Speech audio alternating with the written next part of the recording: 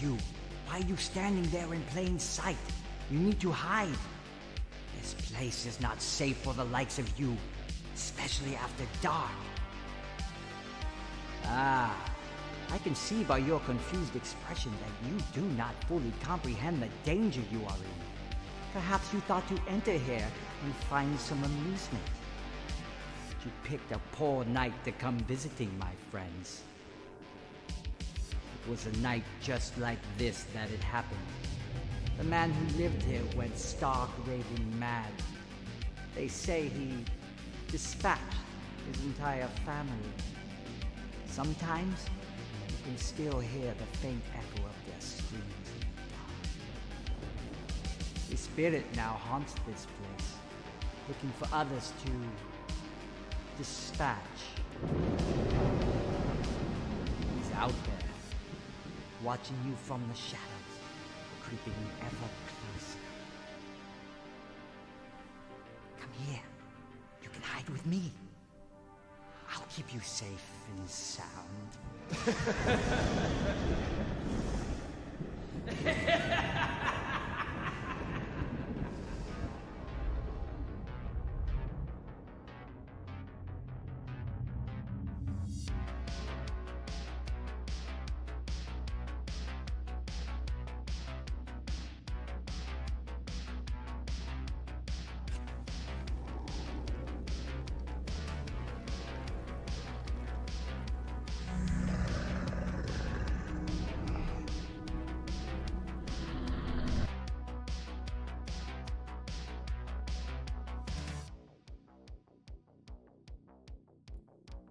What is up, everybody? We'll be starting here in about 6 minutes. Get yourself something to drink. On screen right now, you see our subscribe for Streamloots. The cards are to help everybody survive in our new Ethauntia Dragonbane season. And let me tell you, tonight's fight, not going to be easy. If you haven't looked over the cards, I'm going to be recording something probably Wednesday to explain how the new cards work, but I could give you a quick rundown right now. All those 1 through 10 cards are initiative. That's what we use for our players when we start. If not, I hit random select. And that's not always good. Well, we'll see. I guess I got lucky last week. The way those cards work is I place those from lowest to highest in the order they get put in, and that's their initiative. A lot of the other cards between last season and this season have changed. They've been upgraded. New things have been added. Keeper's Eye has a lot more substance to it, so all players can use it to get willpower back. And on top of that, we have our stratagems that are still in the game. I wrote those out so they can continue using them, so nothing is wasted, all the way down to monster parts. I do want to say thank you to everybody who bought cards for our opening night, and I put a bunch of pictures up for all the cards that were spent.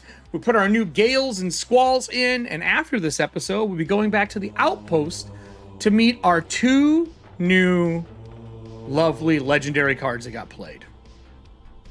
Why? Because Kelly pays to win. So we'll be live here in about 4 minutes. Get yourself something to drink, everyone.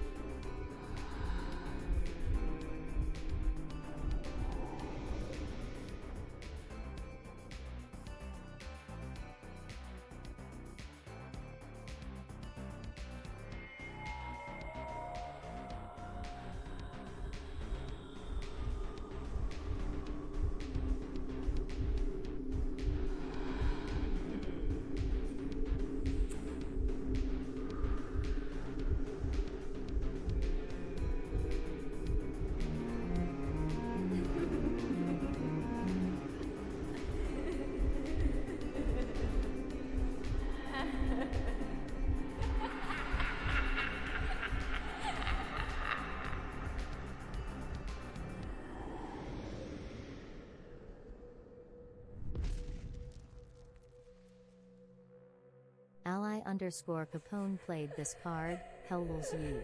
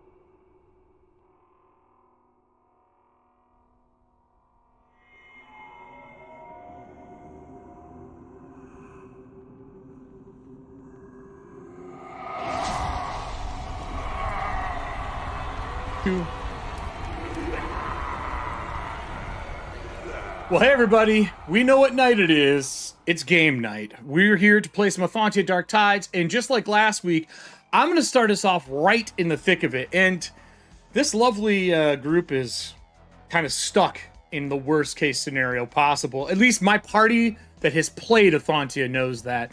As right now, there are ether ghouls climbing through the fog, and the tides are being pushed out down the valley from a rip in the veil at the end, with the sounds of some evil creature or woman speaking in Moldavian out to the mist. And they've also encountered a bunch of stuff, like, you know, an ether ghoul that they decided to burn. Nothing could go wrong with any of this. Nothing can go wrong. Everything's fine. There's 2 large bonfires full of abhorrent dire bears in them. So we're gonna bring it actually in, I think, with our missing candidate. I would like to know where our lovely hunter has been the whole time. Drew, welcome back, buddy.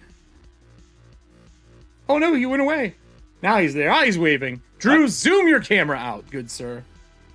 Zoom it out? Yeah, your head is in the moth.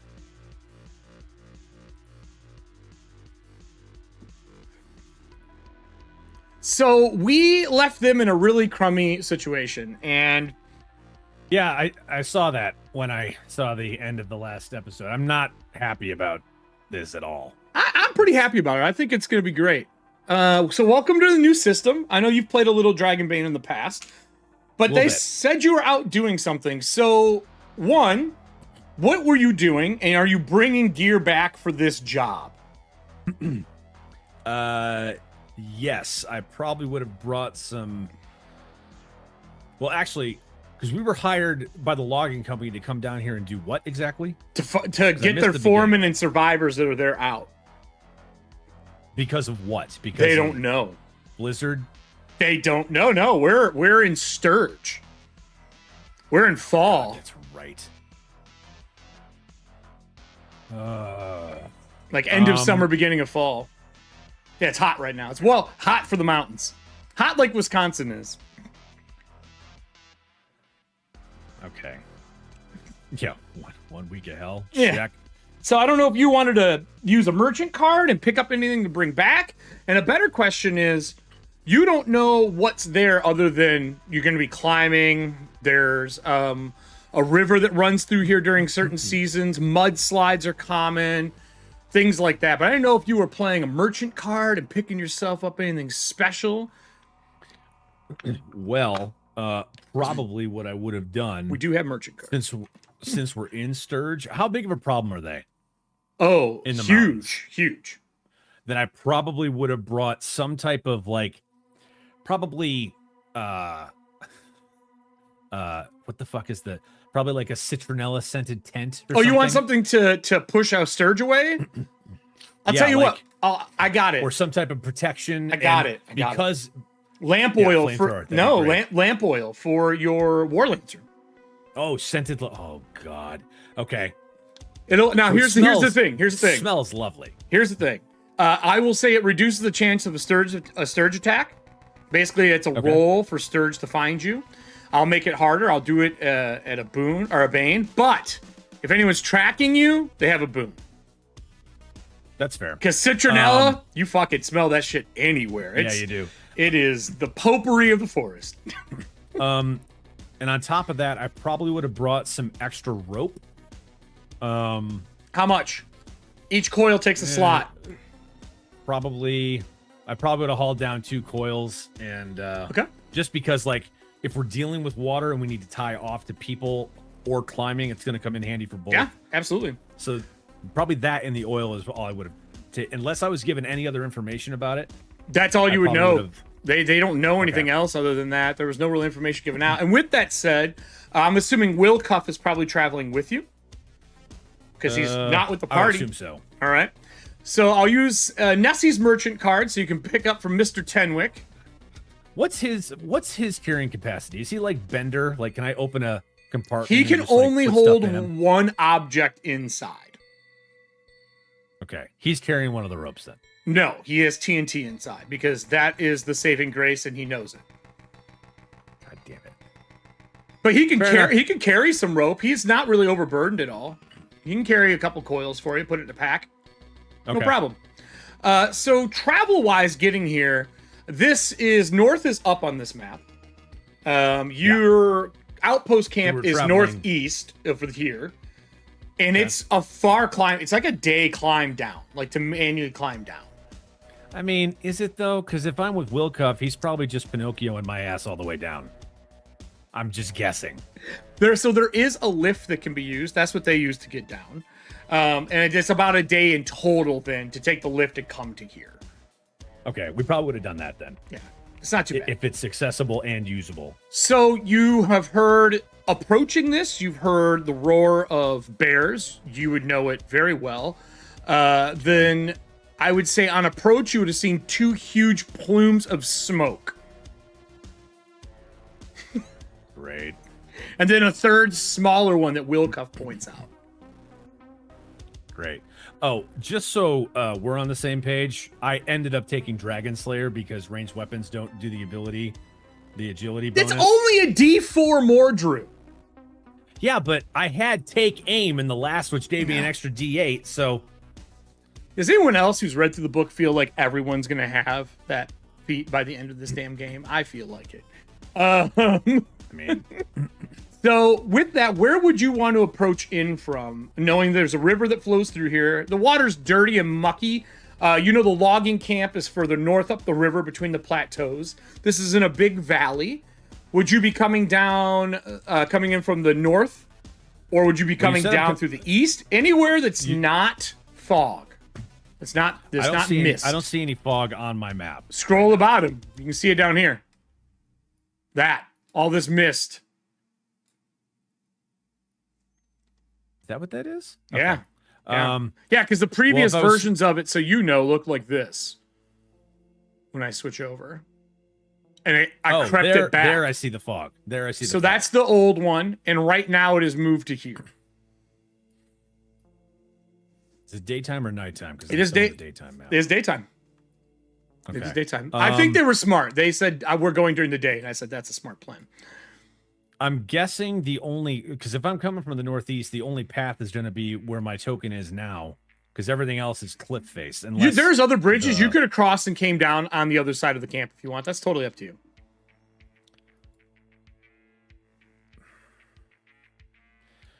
Did I? Nope. How long ago? No. How long ago did I see the plumes of smoke? Was it when I was still up there to make a choice? No, that would have happened in the last 15 minutes. I probably would have taken whatever the most common track is, so probably from the east then. There's paths on each side because when you're logging, you have people who walk the shores with gaffing sticks and they log them. So you could be on either side, whatever you want to do. Is this a waterfall to the north? It's a small waterfall that sends the logs down into the camp. Okay, then I probably would be coming from up here. Okay. So if you're coming from there, I'll put Will Cuff with you here. Will Cuff says, look, if you want, I can scout out a little bit. I'll be honest with you. I've been to this camp numerous times when I used to trade with them. He looks around like he just double checks to make sure your sister's not here. Yeah. He goes, when we were doing poaching work, we used to sell food to these guys all the time. Super nice, real friendly. Foreman owns the campsite. Was there any other like dangers in the area? Like why? Shit's on fire. Bears are common in the area. Other we poachers. There are some walking in. There are some bandits through here, but I mean, they're rare too. To be honest with you, I'll be real. Most poachers hired the bandits because we told them they could make more money if they'd stop killing people and robbing people. We lied. They don't make more money, but at least they weren't hurting people. All right. Well, I'm gonna head down the left here, and you want to swing right to stay away from the flames.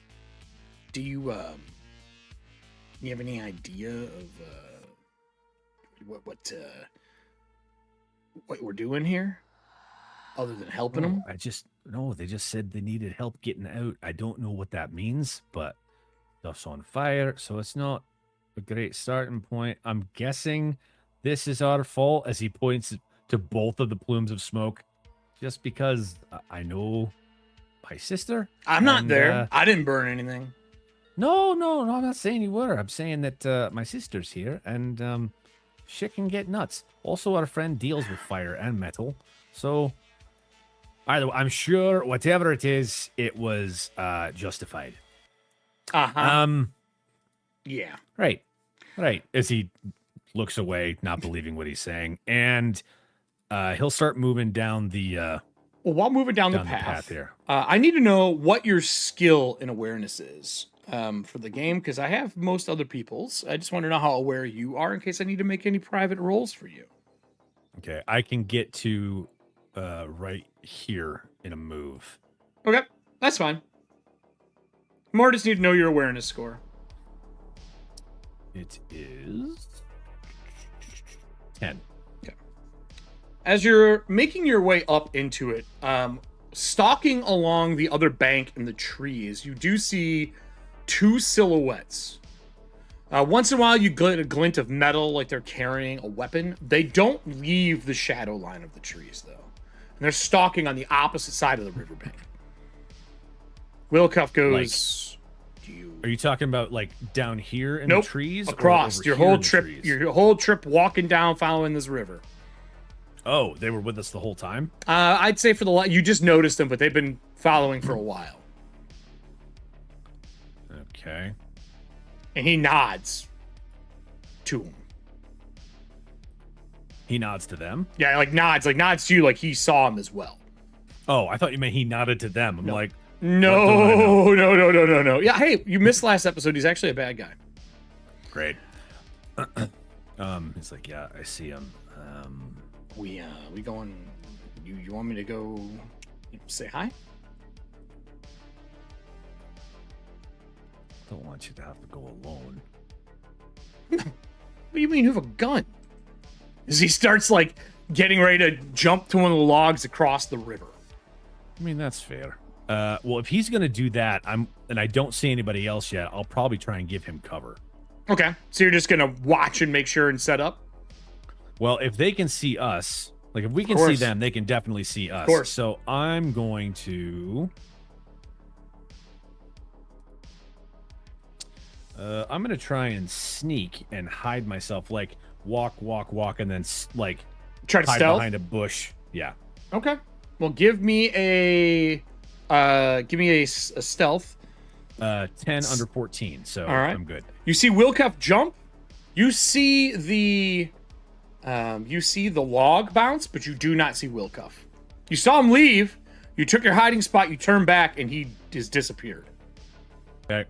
I'm gonna train on the two silhouettes in the woods. Okay. When the log rolls towards you, there is a rune that is engraved on the log, and it kind of drifts to the shore. Okay. You see footsteps for a second on the bank, and nothing else after that. They stop when the log rolls up. And they kind of look out, but they do not leave the shadows. With that, you hear the fire go up, and then you hear the screams of some, I mean, just demented, like, cackle come from somewhere further south down the river. With that, I'm going to switch to our party and bring us all in. I know you do. This is their favorite monster in Ethauntia. Is it? I mean, kind of. Not right? really. I feel like the answer is no. No? Fucking at all. I mean, I feel like it's my favorite. That's fine. No, that's not. Okay, That that's not makes your sense. preference? All right. So down the river, there's the cackle. Everyone hears it. That immediately forces everyone to make a will save. Most of our party has already made that at the end of last episode. But you have not. So the will roll is just will. You just need to roll under your will. Okay. You can always push. Come on. I'm going to push because I rolled an 18 over 15. Now there's options. There's pushing, which is a reroll. A patch will let you do the same thing without taking a condition. Oh, right. Or patches can give you a boon. That's another thing that you can do with a patch. I will patch. Okay. Patches still had to serve purpose. I couldn't let them be There we go. nothing anymore. 6. Right? Made it. 6, okay.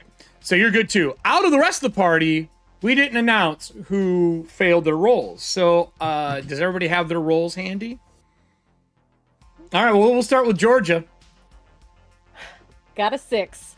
6? I'm assuming that's good enough for you. You must feel your... That is good enough. You feel your brother near? Is that what's going on? It's bullshit. All right. What about Maria? I pushed. Oh. I got very, very angry that this bullshit is happening. Fair. So I took the angry condition. Fair. And then I passed with an 8. And so this is new for a lot of people. What does angry give you as a penalty for rolls? So I think the condition. Let's see. It's whatever stat it's under. Yeah. So I think I think I get like a bane when I roll int based stuff. Okay. I think. I mean, that's more what I was looking up. it should be on the digital character sheet somewhere too, I think. I'm going to Yeah. reboot. Suffering a Alchemy here. condition is to push your roll. You must choose a condition to describe how you get it. And then that condition gives you a bane on all rolls against a certain attribute and skill rolls. So yeah, Maria is foolhardy and she's angry that this happened. So any int checks I currently make with a bane. Okay. That's not horrible. Could be worse. Could be worse. At least you made it, right? Yes. What about Burke? Burke, did you make yours? Yes, I got an 8. Did you have to push or anything? Success. No, thankfully not. All right. So with no pushing from you and everybody else, the one who pushed to make their save, the scream goes out, and you can see in the mist in the distance, the black tides start to roll in a little bit, and they hit the edge where that mist is, but they don't break up onto the ground. And there are large like cranes and bridges that go out on each side, and you see them start to sway and move. And in the distance, in shadows, you see men in like black and green striped shirts with axes on their side, climbing the ropes quicker than a human normally would, crawling up. When they turn and look, you just see sets of yellow, like dripping eyes looking out into the logging camp. I will say, Burke, you immediately would know that they are obviously not full ether ghouls because they're pulling out into the daylight. If they were the main full thing, they wouldn't be able to be out in sight like this. They would be running into issues. Let's see here. Okay. For some reason, I am not able to get my map to work right now. I don't know about the rest of you. I've had to reboot it twice. Can you guys see map? I see the map with the fog Okay. at the right here Okay. at the cliff edge. Yeah, I can't see any of it, but I know where we are. With that, we will be going into initiative for the start of the game. I'm gonna get our initiative cards up, and we will see. We're gonna take them from first played through. We don't have a lot of them right now. We don't have a lot of them at all, actually. Holy shit. We have 1, 2, 3, 4 of them. So we're gonna go the order I have in here. Burke is first. So Burke. Counter. Burke is first. He's got a 2. Next will be Maria at a 3. After that is the brother at a 4. And next after that, we don't have another card that isn't one of those. So those 3 get them. And I get to draw a random for Allie. Allie gets a 7. And our monsters Man. go right before Allie. So as they start climbing up, the 3 people who get to go first, I will give you your actions before we go to our intro here. What would the first person up like to do? It would be Burke. They're climbing up off the map. I am going to utilize a rule in Dragonbane called Wait, which means I change initiative with one other person. Yeah. I'm going to switch with Drew so he can burst onto the scene, Mr. Cool-like. All right, Kool-Aid Man, let's go. All right. That's right. Yeah. All right, buddy. You see Will Cuff start to come into existence in trees behind these 2 stalkers. They don't notice it. He like becomes tangible again. And you see another rune glowing on the tree in front of you.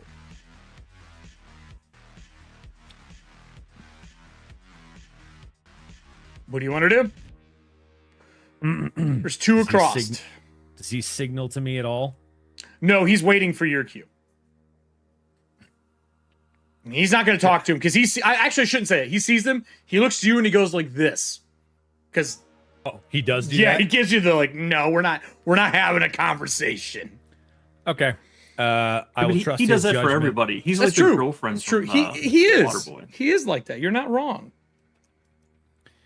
Ba-dum-bum-bum-bum-bum. Where you at, firearms? There you are. Okay. I'm gonna try and Capri Sun one of these guys. Okay. See what you got. That's a 9 under 14, so that hits. All right. And Unless I want to evade. I don't know you're there though. I failed my awareness. So the first one you shoot for sure is not going to have a chance to stop it. okay.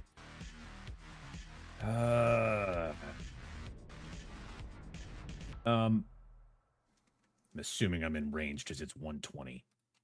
Okay. Okay. Oh yeah, you're definitely in range. Okay. 2d6. Plus my d8. I was taking aim. Mm-hmm.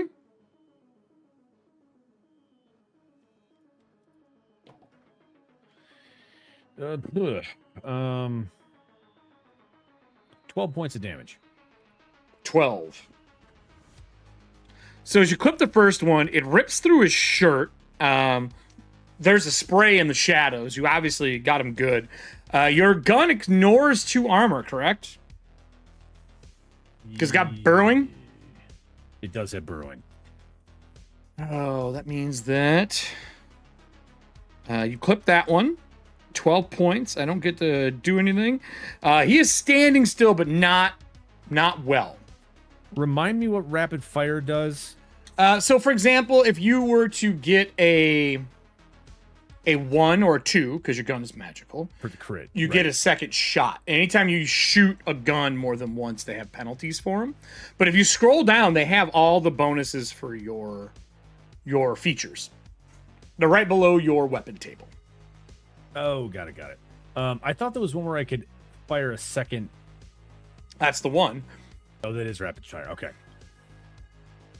Because there's recoil and shooting more than once.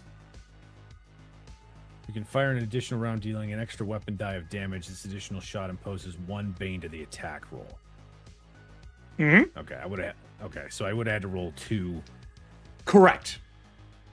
Take the higher. Okay, I will know that. No, bane. Yeah, take the higher. That is correct. That's correct. Yeah.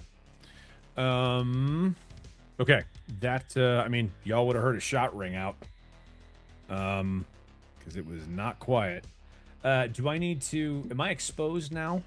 I forgot to check and see how stealth works in Dragonbane. Like, do they know where I'm at? Or yeah, because you shot, you're now visible. Because sneaking would be an action to sneak unless you have some of the more advanced stuff. No, not yet. Will Cup is going to jump out and strike the next guy and drag him into the shadows with a backstab. That leaving one left. The one I hit. Yep. Did he attack the one that I hit? No, he finished the one you hit. And then that was a 1, so he gets another attack. I'm gonna throw a dagger at the other guy. That is successful. He sticks him in the back of the shoulder with the dagger. It's not enough to put him down, but the guy turns around and faces him. He's not looking at you right now. Right now, they feel like they've been attacked from behind. So you may have an advantage on attacking them next. I can't get alchemy up. I believe the next person in line, if any of you can see it, because it went down for everybody. I think it was Maria next. Okay, so we see in the distance halfway converted ghouls climbing up the... Yes.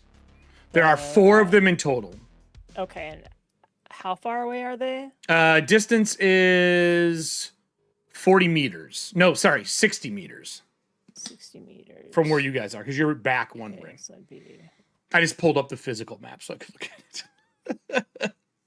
So Steven gonna... Yeah, I restarted alchemy, and now it won't work at all. Yeah, alchemy is... Browser or the app. Yeah, I'm in let's Discord see. right now. They're fixing it. Range, that won't work. Is there anything that I can see near me? Ish? Within, like...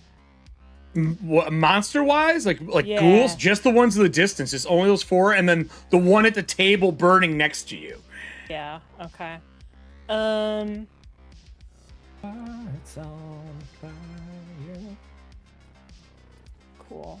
Alright, that's not gonna work. I guess because these things are moving unnaturally fast, and it's been... I'd look at my... I can't look at myself, but I can't.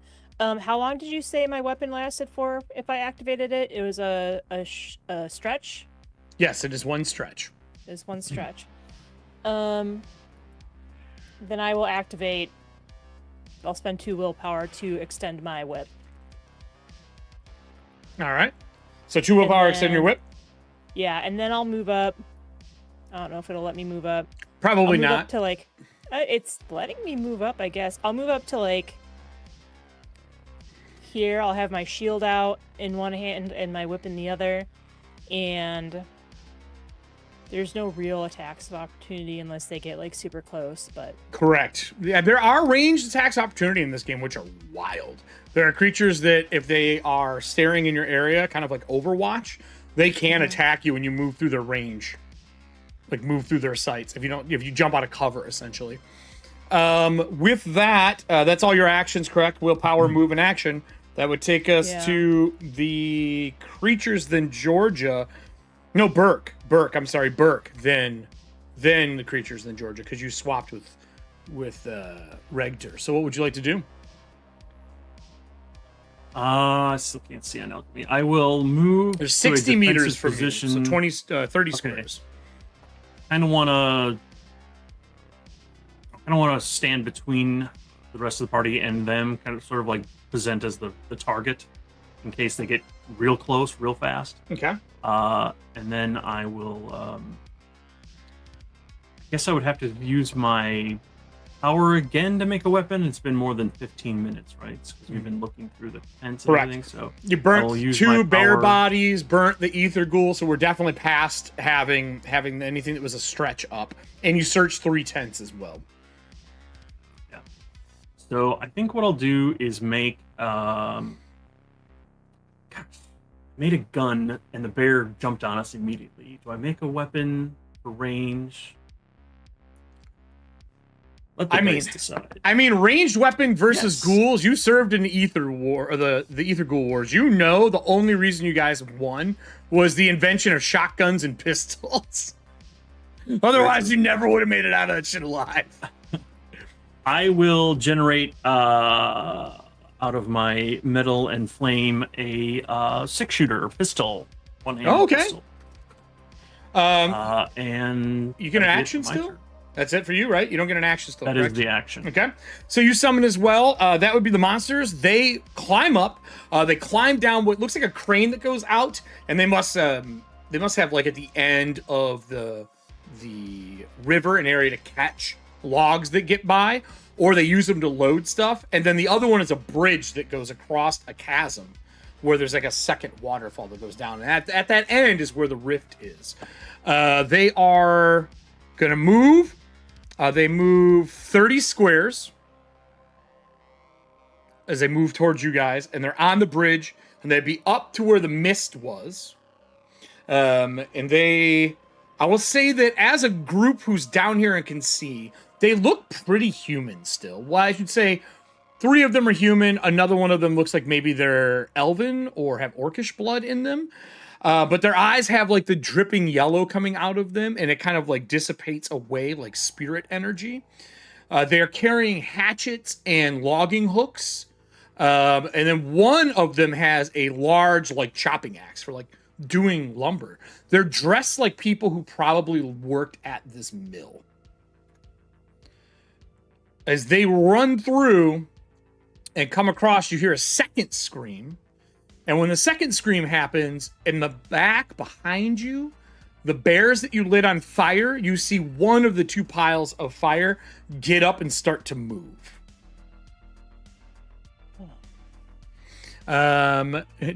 So that's the start of our round. Georgia, you're the last person before we go to our intro trailer. What would you like to do with the new information since you got the burning bear? I draw my bow and I fucking shoot. Okay, so what are you shooting? One of the ghouls or the bear? The bear is up a plateau. You're gonna have a hard time hitting that thing because you're kind of you go down for each one. Yeah, I think taking out one of the ghouls is gonna be the best course of action here. Okay. So, looks like we're still trying to connect. I'm back in. I might still try. Me too. Still trying. I'm not worried about it. So, also, here's the thing. I took the ability Forged Heart. I'm sorry, you took the what? So, the ability of Forged Heart. That's what you took for your dwarf? That is the last thing I expected you to take. I really did not expect you to take that. I guess you gotta light your tower on fire somehow. Exactly. So, yeah. Basically, that's going to be my bow, obviously, the only one that really makes sense. So, anywho, not to mention, well, no, never mind. So yeah, that's going to be an additional fire damage if I make this, and that is an if for sure. Okay. What do you try? Oh, to use your power? No, as I'm shooting. Shooting. Well, you can always push if you fail. Don't ever forget. Oh, I don't need to push. I got a dragon. Oh, you got a dragon? Well, first roll. Yep. Those good old Ethauntia dice coming in clutch. So for those who don't know, that's a crit. And remember, if you ever crit on your initiative when you're using your crit, you can either do damage, or if I remember correctly, you can choose to make a second attack against a different target. So do you want to crit or second attack? Yeah. I want to crit. Okay, so you roll your dice twice in this game. We can't do the max half and then roll again because, boy, would that get ugly. So let's take a little look here. We decided that the bow converting is going to be longbow, correct? The tarbo, I put it, no, it's in the doc. Yes. It's its own thing. It's its own thing, girl. Yeah, it's its own. Give me 1 minute. She's like, wait, thought it was what? in It's its here. own thing. Yeah, I upgraded. It's its own thing. I Oh, wanted to well, make sure yeah, that, you that right. it's because it's part of the Circle of Pine. I wanted to make sure that it had its Yes. own entry because that's gear that you can only get if you're part of the Circle of Pine. Awesome. It's like being let's part of a see. race So I car have club. There's only certain parts you can get. Tar fire in here. But I was a little silly goose and did not move that over. So give me 1 moment right fast as I pull What are you that looking up. for? Just the pine tar bow. Oh, you can just control F search. Oh no, I can't find the dock right now. I got it. because I so many got it. computers. Thank you. I appreciate you. I think it's still the same damage as a longbow. Okay. Here we go. I'm in there. Man, Hunker Man. I know it's a big dock. I apologize to nobody. Don't apologize for making amazing. it's a content. huge fucking document now. My Yeah. computer should just apologize for being a finicky. So the pine little tar bow thing. for you. This, I guess everybody gets to learn because it's all new for everyone. Pine tar is two-handed. You need a 10 strength, 60 meters, 2d6. It's got a 9 durability. Reload is 1, and it is Circle of Pine. Beautiful. So 2d6. And there is special features for it as well. It is piercing, requires a quiver, no damage bonus. You don't get your agility damage, but it has fire damage. We love to see Because it. all I pine don't tar have bow enough shots are considered D6s. flaming. And it has the additional fire damage. Yes, because on top my of that. Yeah, abilities. yeah. That's going to be 3d6 times 2. So, I was really Okay. excited about my monsters here. I'm gonna be honest with you. I was really excited. stay excited. That was not a great roll. Okay, 5, 6, plus 8, 13, plus 1, 14 points of damage with that crit. And you think that doesn't matter, but it does because you have piercing and you crit. So my armor doesn't fucking matter. So which one did you take a shot at?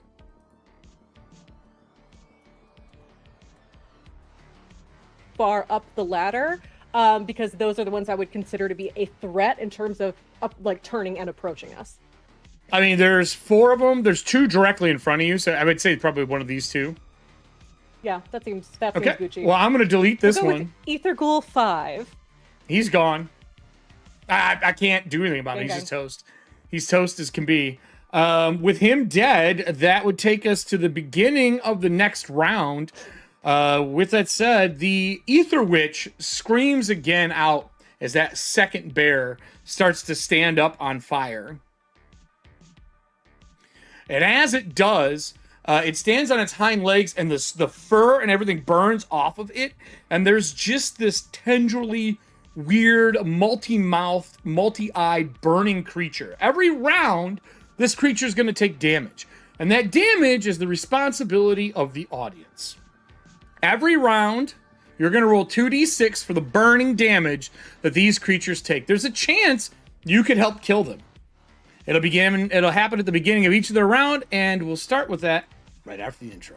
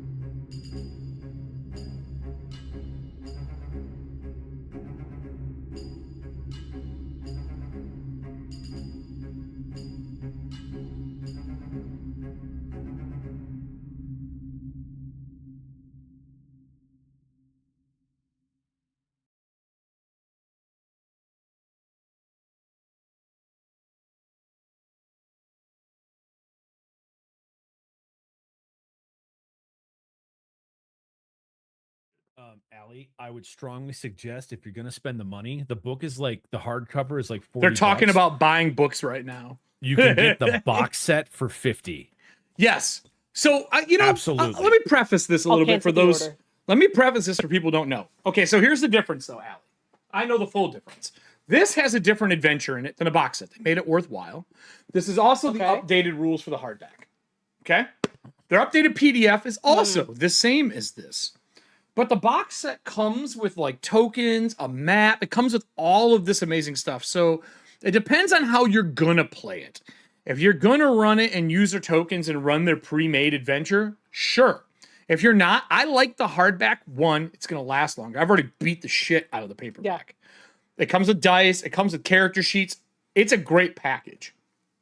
You should own that box set at some point in time. And I don't say that about like really any box sets. Like not since Planescapes. Well, not the new Planescapes. They fucked that into the ground. Like these are 2D, like paper minis. They're thick. Cardboard, but the art is just the Manticore in this. Oh God, it's just All I know is we It's have dope. somebody in cast who makes paper minis. So I went, oh, so paper minis are acceptable for this game. And I think I've been playing with, before we go back into this, I've been playing with paper minis a lot lately when I run at Chef's Table. And I love them because they pack easy. They're easy to travel with. And people can pick them up and I don't have to worry about them fucking up my mini.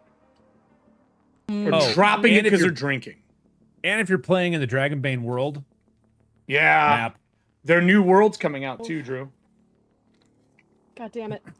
Whole new Did setting. I make the right choice? I mean... A whole new world. I think we have a Dragonbane box set going in the Corpse Talk, if that makes you feel any better, everyone. So, with that, I zoomed out. I killed the two, the one that was down over here on the right. I'm going to have to zoom a little more. Actually, we're going to have to go to wide cam. I think this is too small of a map to contain the combat. Going to the wide cam. Right, we're going to the wide cam. So with that said, we got to go back into our initiatives. We only have 2 on deck right now for cards. So that means that we have a 4 and a 3. I'm going to ask the group, would you like to spend these now or do you want to save them? And are you willing just to risk the random pull? I say use them. Let's take these fuckers out. 3 and 4? You want a 3 and 4? Okay. So on my end, I can see my numbers. Let me re-roll. That means somebody can still get a 1 or 2. That's why I'm saying that. Probably the ghouls. No. Will Cuff They're and a down bear to 5. get 1 and 2. And with that, we're going to use the last 2 cards from Star Drew and Serving Hands. That's the same ones that we used last time. And I am going to move everyone in their appropriate order. Who wants the 3 and who wants the 4? 3 will put you before the Ether Ghouls. So will the 4, actually, because those are 5 and 6. So out of our party, who wants a 3 and who wants a 4? Y'all are dealing with the ghouls, so you guys take them. I'll take whatever I get on the roll. Do you want to go Maria and Burke? Or are we going to give it Maria and Georgia, since she's apparently a crack shot today for once. For once. Yeah, give it to them. All right. You sure? All right. I'm There we running go. defense. Go I for it. don't mind just holding cover. And Burke, I'm going to move you up because all the Ether Ghouls are going to go on the same initiative for simplicity. We don't have the other bear, right? So I'm going to put here. You were near end last, and he's off camera, so it doesn't matter. All right. Will Cuff goes first. So this is... Will Cuff drags the first one, stabs him, throws a dagger at the second one, and like wrecks the second person. Wasn't enough to kill him. You see his hand, and it's a side shot of like the trunk of a pine tree. You see his arm detach and grab a hold of the dagger and stab him once at a distance. I got a 1. Oh, I got a 1. And knives in this game don't fuck around. no. They're D8. They're a D8 damage in Dragonbane. Go fuck yourself, Yeah, San so Diego. that's a 6, a 1, and then he also gets his extra little damage. He's not that strong, but he's good enough. So 6, 7, 8, 9 as he stabs into him and his hand retracts back, leaving the dagger, which isn't enough to kill it, unfortunately. It's still standing. Jesus Christ. It's still standing. Okay. The other one got down between you two. Since it's still standing, he looks back at you, worried, on that wooden skin stretched face of fuck, and he like backs up a little bit as a hand comes back and rolls around the tree as this thing picks up the axe that he has and gets ready to swing. So then it goes to the burning bears back at the village. The first burning bear to get up was this one. They're Worse not than as the bad news fast. bears. It goes to here, and then drops to here, and then it stops at the water, looking at the water as it slowly starts to like slink into the water, trying to put itself out. But it's not going to be enough, which means I take 2d6 damage from the audience. So what did our audience give us? What's our saving grace for 2d6? 7 points. All right. 7 points. B1, B2. Okay. With that said, that will take us to Maria.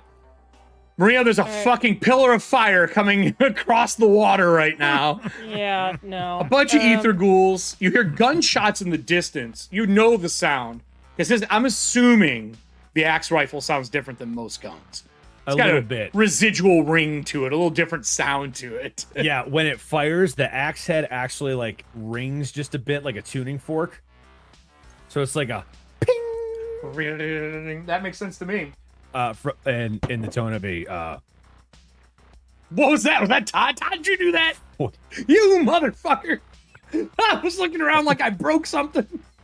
like a tuning fork. It is a perfect 440A tone. Oh, okay. Perfect. And with that, Maria, what do you want to do? Support's coming in. Yeah, so Burke's in the way there. I feel like I've got a little bit of time until the Ether Ghouls get here. This is the bigger threat, so I'm gonna move over Okay. next to Georgia, and then because my whip has elongated, I can strike it from across the river. Okay. Oh, you so can. You are fired. Yeah. So I'm gonna lash out, and How far up are you moving? Just to where you are right now, next to the wood? yeah, I think so, because I can do up to, it's 10 meters Oh, right now, 'cause so I you can got do up the- to 5 squares. You have the huge monster whip. Yeah. So I extended it. I can get up to 5 squares with it. I'm going to see if I hit. Just scroll down. Yeah, that's. I did. As a 6, and I've got, I think, 16. I'm gonna activate Dragon Slayer, so I get extra damage. Of course. Does that cost willpower, damn it? Yeah, it's 2. So It's I did. 3. I would like to ask you, would you like to spend any cards for extra damage in this situation? Want like a medical science card and an add a cost card to give you a D4 and D6? I'll do We have plenty At of those. cost. Just the D4? Okay. Yeah. We're going to use allies at a cost, buying their way to victory. Okay, so then I it learned a thing or is two from Kelly. 10, 12, 13. 11 16 points. Thank you. 16. Jesus Christ. Is the gibbering mouther whip just goes right across the river. So is it kind of like Start bandsaws with the card. skin that's on this new like abhorrent body? You see teeth fly in the air as it roars, but luckily you guys are out of fucking range. I can't That's right. affect you with my ability because you're not close enough. Damn it. You say teeth? Teeth. Yeah. Her whip has teeth on it. And this thing Oh. is made of teeth and eyes. Yeah. Wait, we're still talking about the whip, right? The whip and these creatures are. Yeah, they're the gibbering mouther aberrations. Bears that we encountered earlier. Yeah. Season Oh, 1, you're baby. hitting the bear. Our Yeah. adventures. No. I thought you were The hitting bear. the ghoul. I was like, Oh, no. No. tell me no. the ghoul is Oh. another fucking Johan. No, don't you even think about it, you son of a bitch. You know, Drew, Fuck right now off. that you mentioned that, that is a really good idea. Damn it. I'm kidding. All right, Maria. Is that all your actions? Yes. All right, that takes us to Georgia. Crack shot, Georgia. Apparently, this is your season to do damage, Georgia. It's about damn time. I've never So, been a damage character. Well, looking around, I'm noticing 3 points of interest on the battlefield right now, and I think a little bit of help could be beneficial. So I'm going to go ahead and attempt a second level spell. So going over here, taking a little looky look. Cool. Beautiful. So we're going to try to cast. Oh Lord, I might need to push or take a patch for this one. You can always push. Yeah. You can always But I also push. have 2 patches. You do have them. Question is, I would save Well- patches for evading damage. That's what patches would be I don't for need for to. me. I was checking it because a lot of my stuff is 12. Animism is a 14. God damn it. That's I right, you rolled a leveled 13. up. You Let's got some go. points last game. Hell yeah. So, Eric, I hope you have a token ready for this I one. don't. I'm gonna go on ahead and summon my old buddy as I guess just kind of like from like the piles around some of the lumber equipment kind of like starts to pull together. But as you look closer, you notice it's not actually any lumber equipment at all. It looks like it's all these weapons that have been used for skinning animals, things like that, as the poacher weaponry becomes the Pine Emperor Moth. That is a second level, so that is going to be 10 HP. Let me get your and- Pine Emperor Moth. We have art for Pine Emperor Moth now. Pine Emperor Moth? Yes, it is. I know. I know. All the weapons. I know. You all see like God. one dagger that's like tucked away in Will Cuff's back pocket, just kind of. It's like across the battlefield. It's like, what the fuck, man? I stole that rightfully. Let me Flint dagger. find your poacher art. My lucky killing yeah. dagger. And I'm just gonna summon him other side of the flaming bear. Yeah, Allie, I'm scrolling through our conversation. I forgot that I switched to a new table, so I needed my art for him. And I know I sent it to you. Oh yeah. There it is. This is great. This is such a fucked up creature.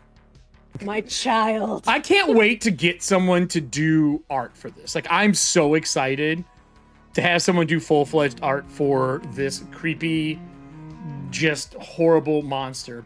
So as you summon it, does it get to go? So it doesn't actually say. GM. I mean, thought? summon creatures in general, usually you summon them and they get their action in this game because you use yours to summon it. That is my understanding for some creatures. But look at the summon, because I think it's The a longer creators command time free frame. action and can independently, with What's its the- own initiative. must What's save. the casting time, Allie? Stretch. Shit. God damn it. So Missed that now part. There is a way around this. If you are willing to risk using a ley line, you can do it in a round. Let's fucking go. Then you need you to roll again. Just keep the die you rolled. Roll another one because it's considered a bane. When you roll using ley lines in unpracticed ways, it is a bane. So you take the higher of the two now. The higher is my previous roll. I rolled a 4. Fuck. Okay, so yes. So what does it look like? Because we've never had ley line summoning on the show.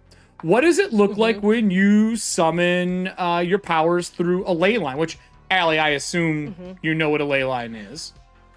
Oh, yeah. Okay. I think that Georgia kind of reaches and touches the ground and kind of picks up a little bit of dirt and like pours it back onto the ground. And you almost see kind of like a crack in the ground kind of like start to edge out a tiny, tiny bit. And kind of along this like little area of cracks is where all these poachers' weapons kind of are pulled from and then sent over to where it summons. Okay. Murder show. Murder show. So I got your Pine Emperor. I'm going to put your Pine Emperor on the map. I'm going to put him in the encounter initiative. I'm put the Pine Emperor on the map next to you. Here's your Pine Emperor. I've just got to say, I feel like it's like a little bit fucked up that Georgia like cares more about like her moth baby and her goat baby than her actual child. I would care to agree. Yeah. So much so that you've never talked about her until she was found later in an episode. You just hear your brother scream instinctively from across the battlefield. Well, with that, it gets to go. Would you like to? You get to play some GMing this year. Actually, you've never got to do this before. So the way this works is this is considered a monster when you summon a creature. There is a ability that it has there, no table, so it just acts as a monster, which assumes that it hits. The creature has to spend a chance to avoid. Okay. But I already spent my action to put fire out, so you just get to hit me. Hell yeah, let's do this piercing damage. Jesus Christ. Are you doing Needle Barrage? Are you doing the Vengeful Stare? What are you doing? Oh, I'm doing Needle Barrage. Okay. All right. Nothing so, like flying poacher daggers covered in the blood of victim animals. All right, that's 5 points of piercing damage, and it's going to pin the victim in their spot, and that damage does bypass. If the damage bypasses the armor. And I didn't get in the water yet. Fuck. It does bypass my There you armor. go. So as these knife blades shoot out, hitting it in the leg, the foot of this like amorphic kind of blob, it tries to lurch into the water, but it can't get all of itself out, which means the audience is going to get to keep rolling damage for this thing. What was the other thing? It was a penance stare? Is this fucking Ghost Rider? Vengeance. Vengeance stare. Vengeance stare. Because it hates poachers. My God. So we're gonna move past this. Then my ether ghouls get to go. Finally, maybe I get to shine with them. Let's see. Looks the amorphous bear in the face and it doesn't know what to do. It turns into Childs from the Thing because it's his last memory. So they climbed up to here. I'm gonna go. We need music, boys and girls. I just realized our music. I just got the temperature up all over camp. Let's get us the one we have been using, which is we'll use this one. I'm going to have all of the ether ghouls move, and then we'll go to the ones with Drew.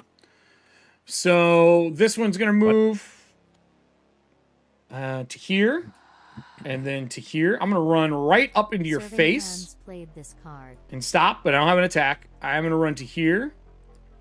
This one's gonna run across here to Burke. I actually will get an attack with that one. So when it runs up, audience, I have a question for the audience playing in this. I know we have a lot of people who are just fans of the players, and I hate to make you roll against the players. So I'm going to do that anyway. Can I get a D6 for the monster attack? For the ghoul? For those who don't know, when I made the ghouls, ether ghouls are monsters. Some of them are, some of them aren't. This one specifically is. And it gets to actually make attacks against people. A 4. A 4. All right, Burke.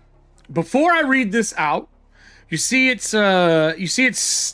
claws extend, and it starts to slash towards you. Before I say what this does, I would like to know, are you going to use your ability to try to evade this, or are you going to take the hit? Because you haven't went yet. If I evade or parry with my shield, it uses my action for the turn. Correct. I can't do anything else. Correct. And I don't know how many. Do I know how many attacks they're going to do at a time? Do they come in with a frenzy flurried, You or fought is it them just... before. You know that the monstrous versions of these are usually quicker than humans, meaning they have a ferocity of 2 or more, but usually it's 2. So that means that I'm going to go these aren't that twice. Developed. Oh, you are. This one is a monster version. When it gets close to you, you see the skin is all sagged on it. It's got like a bloated stomach on it. It's wearing like a torn up old Earth Guard uniform. No. It's not even wearing the lumber camps clothing, like the stripes that they wear and like the leather aprons, the gaffing boots. No, it is dressed as Earth Guard, and I'm talking like AS 13 through 17, right around the Ghoul Wars. Oh man, I probably know this person. He's carrying a Sucks. rusted shotgun with like a beaten up stock on it, but he's swinging with his claw. It's like that zombie in Dawn of the Dead, where he's just constantly, or is it Day of the Dead? Dawn of the Dead, where he's just holding a rifle the entire movie. Never At the end, uses he it. swaps it for another one. You know where it's from, then. You know know. where it's from. Yes, that's where it's from. But they're way quicker than those. These are like 28 days later. All right. So I will. Yes, I'll use my shield and I'll parry. All right, give me your just roll. have to make, because of my spell that makes the magic shield, I use elementalism to do this. Roll low. Yes, that's a 4. No, it's a 3 on the die. So that is a successful parry. That is good. So the first claw comes down and it hits the shield. And you remember, these things are very strong. As it starts pushing down the shield, its second attack, it lurches across to try to bite you. As he's kind of just shoving the shield down, and his jaw extends, and you can see like black tides flowing out, almost like drool. I need another D6 roll from the audience as this thing goes to snap down on top of him. Now, monsters have D6 attacks. They're always assumed to hit. This is why her Pine Emperor Moth, is able to do this. If we roll a 4, again, I'm going to pick above or below because I want monster rolls to be, varied. I don't want to use the same attack because it only makes sense. Audience is not rolled yet, so I'm just going to do it myself. Of course, I roll a 4. I'm going to take Lockjaw because that makes the most sense for the description. That's 5. Strikes an opponent with their bite. Their victim takes 2d8 piercing. Jesus. Roll low. 11. Oh, come on. Is it crunch? Well, I'll take 4 off of that for my armor, so at least I get that. If it penetrates your armor, there's something extra for me. Since I lock my jaw around you, it bites onto your shoulder, it locks. You can feel it rape into the collarbone, pushing your armor down. You are locked in place and have a move of 0. It's an acrobatics or a strength, depending on whatever one makes more sense for the scene, to break free.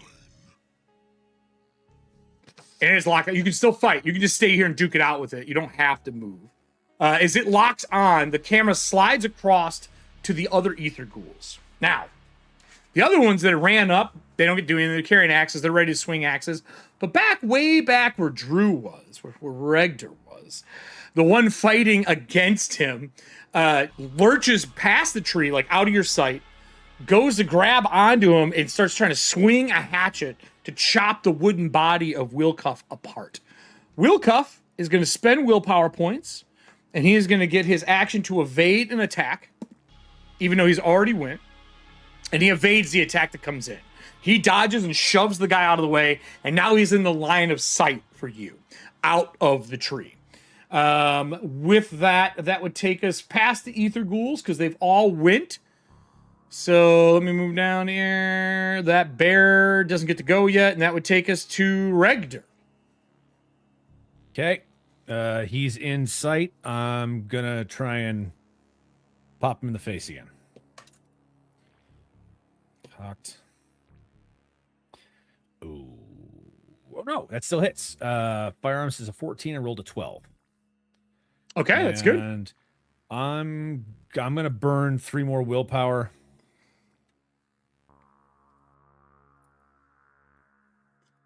To use dragon. Of course you are. Of course you are. I mean, I wanted to die. Yeah, you got to get your friends because shit's about to get real ugly over here. Yeah. 3, 2, 5. 10 more points. 10 more points? Yeah. Well, it drops this time. As it goes to the ground and falls, Wilcup looks across to you and turns and taps the symbol that he has on the tree, and you see him reappear all the way up by the house here at the beam on the bottom of this building. I said he's been here before. So I'm gonna move Wilcuff. I didn't put Wilcuff on the map. Oh, Wilcuff, I'm sorry, buddy. There you go. And he moves up just to use his movement to get closer. That would take us from... Come on, place him. There you go. That'll take us to... That bear doesn't matter. That'll take us to Burke.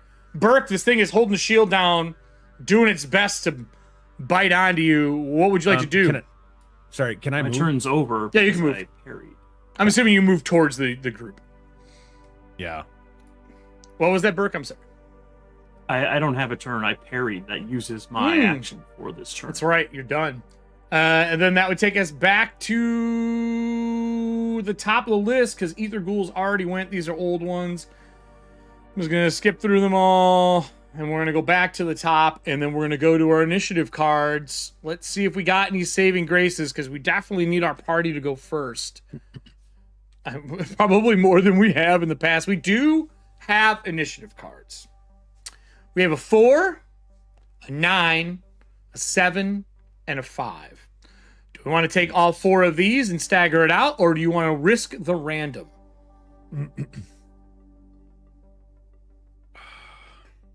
Okay, man, a 7 could still mean someone goes after you. A 9 could too, technically. I say random time, but that's my personal opinion. Yeah, there's 5 units on the board. Mm-hmm. All the Ether Ghouls go together, though, just to make it simpler. I just can't do that in the markup on the right. I'm just dragging them out of the way. Got it. What does the group want to do? I mean, we're guaranteed to go after something else if we take those cards. If They we may go not- random, Yes, that we is true. could all go first too. You never know. It's true. Yeah. This is the tactics of Dragonbane. Going first in this game is pretty important sometimes. I think more so than it is in other games. Random? Let's go random. All right. Yeah. Click the random. The hell? Ghoul, Wilcuff. I'll move all the other ghouls to the bottom. Because they don't matter. So Wilcuff, Bear, Maria. This one doesn't count. Actually, I'm going to delete these other 2 bears from the map just so they stop showing up in the initiative. Now that we know that there's why I didn't get rid of them. And then the moth goes with you. So, oh no, the moth gets its own initiative, doesn't it? Summon creatures get their own initiative. So I'll leave it where it is. And this bear goes away. All right. I mean, this wasn't too bad, to be honest. Because the other person who's an initiative isn't even here. So it looks like you guys are good to go. It's going to start with the Ether Ghoul. And we don't have a 1. I'd let you use a 1 to swap and hot swap. Be like, no, I'm going first. Fuck this thing, but we don't have that. So I'll need a D6 from the audience. I need it twice for the one fighting Burke. The other one runs at Maria. Unfortunately, these are normal. I do have to roll. I fail. It swings and sticks its hatchet into the wood next to you and starts trying to pull it out. The next one dashes forward, does the same thing, trying to attack you. That one is successful. Maria, would you like to waste your evade, or are you going to try to just suck it up? Let's try and suck it up. All right. I do 4 points of damage. My chainmail sucks it all up. All right, so it hits your chainmail. The axe doesn't go through. You feel if it swung harder, it would pierce it. It definitely has the ability to bypass. It just wasn't that time. With that, that'll take us to Wilcuff. Fuck, there's another fucking burning bear walking. Wilcuff really wants nothing to do with fire in his new wooden body. Right? Here you go. Hey, Eric, quick question about my move. Yep. Is this roof higher than these trees? If I got up here, could all I of see those, what was happening down all here? of those are 10 meters high. They're like outposts above the ground. So in case there's flooding, they don't get flooded. So those are 10 meters up, and it's stair steps down and in. Basically, it's like down, down. So you'd be shooting down into the valley. So like I could get a vantage point. Yeah, there'd be Or some actually, trees there, but you would have a could I vantage see 'em point from to shooting here? the bear. Yeah, same thing. You can see the bear from there. Absolutely. That's on the same level. I'm talking about like down to here. That would be a Like better where- vantage point. You'd be able to see the stuff that isn't within 2 squares of the edge. This is the edge this here. edge? Yep, this edge here. Oh, there. So you'd be able to see anything that's not touching 2 squares. Basically, the rise is too high. You wouldn't be able to see like the tents and shit Oh. along there, but you can see this Gotcha, bear. gotcha. But He's I- behind some trees. The aberration is. You can see the ghouls that are down here. Yeah, absolutely. It's a better pick. Yeah, I'll go here then. Okay, when you my climb move. when you climb up in there, there's a man reloading a gun. He is wounded. Oh, hi. He is wrapped up. He looks up to you and goes to point the gun at you and sees you're a dwarf and immediately stops. He's like, "Are you here hi. are you here for the foreman? A bunch of people came here. They patched me up," and he like comes up and over and he's like aiming to shoot the aberration. Because if the Hey, group that's why- remembers, they patch That's why somebody we were up. Called. Yeah, that's why we were called. Scoot over, and I move in next to him. Oh, there's enough And- spot for both of you. Okay. He's just got like a single shot rifle. It's nothing great, but it was up here. He's just reloading it and taking a shot. So you move up there. That's where you would have went. So Wilcuff, Yeah, that's the end of my move here. Wilcuff yells, "The bear's all you," and glides down the mountainside, down the cliffside, runs to the next one and gets ready to go down because he's not fighting a burning bear as a wooden person. And then you hear him yell, "Fuck!" as he sees the second one. The second one. That would take us to Maria. Maria, what would you like to do? What do we get for our 2d4s? I will go back to that for Burke here. Or 2d6s, I mean. 5. Ooh, and a 1? No. 5 and a 1. Okay. All right. What would you like to do, Maria? And then I'll go back to the ghoul fighting Burke. All right. Well,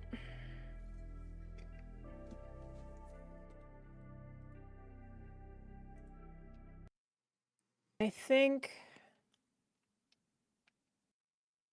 Burke's all tied up. Yeah, he's getting chomped on right now. So the other ether ghoul like has its jaw stuck in, or its maw Hatchet. stuck. Its hatchet is stuck in the wood. No one ran up and swung and hit you with his hatchet. Basically, they look like wood chopping, and they're probably No, made more for like trimming limbs. I mean the one that Burke is fighting. That's a full ether ghoul. It's got his jaw wrapped around him. Okay. But I go before you go, so if you're gonna attack him, I'm gonna finish my actions. Like Blade 2 I was just waiting for the audience to roll. Right. with the strain. And you got 2 in front of you. Yeah, well, all right. I'm just gonna attack the one in front of me then. I mean, if you want, I'll do the ones with Burke first. If you want to attack that one, I'm happy. We'll go handle the Burke stuff. well, I was gonna try and topple it. Then it would help if he survives. So let's All do right, that, and I'll let let's you do make your that. decision. All right. Well, Burke, buddy, this is there's a 1.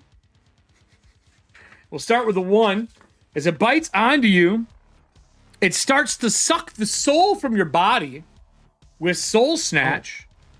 It takes a D4 willpower from you. Armor has no effect. You become sickly after it does so, so you take the condition.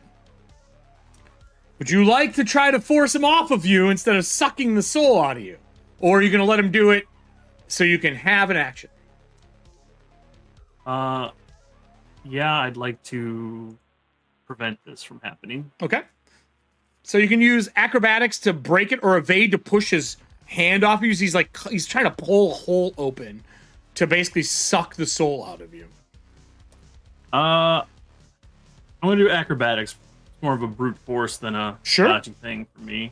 Fine with that. Here we go. 20. I'm going to use my patch. There you go. Can I do that with a demon? Yeah. Okay. Oh, no, demon. Demons, the only time you can do that is a patch. Everything else you can't do. So demons with a patch are okay, but anything else in the game is not allowed. I'm going to roll with the patch. That's the big thing for the patch. Just basically is the overall overrides everything. What did you get this time? 5 under 12, so I'm good. Okay, so I don't suck the soul from you. 5, it locks its jaw down harder, doing another 2d8 damage to you. 9 points of damage. Does armor apply? Armor does apply. 9 points of damage. Armor applies. Move is still 0. As it bites down harder, you start to hear crunching. A little bit of bone breakage. The beginning of snapping. That would then take us back to Maria. Maria, that thing is still on, but he shoved him off and it bit back down to him, like reinvigorated, is still latched onto him. All right, well. I did 1 point. Oh, no, you made the save. No. You made this. You pushed him off. All right. Well, that thing seems, I mean, these two in front of me are. They look like more human. Way more human looking. They're more human looking, and also I've got Mothman and Georgia next to me. True. Works like by himself. So I'm going to try and topple. Okay. So I'm basically going to swing my whip around. I have the toppling property with my whip, so I get to roll with a boon. Oh, you son of a bitch. Okay. Would you like any? Does it do damage too? Still? No, Okay. It just knocks them down. It's versus whatever the monster rolls for their evade, and I guess monsters have an evade of 15. I have my number. Yep. Okay. I made my check. I got an 8. I did not make my check. Okay. I got a 16. All right. So then. So I fall? Boon. It's an attack for me, but not for the opponent. It cannot be dodged or parried, only evaded. I topple them to the ground. Oh, I can't evade it. I can't evade it. I use both my actions. Oh, okay. Well, then... I just take it.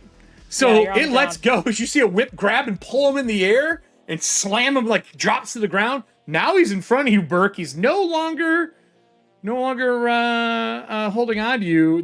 Fuck that. That's some bullshit.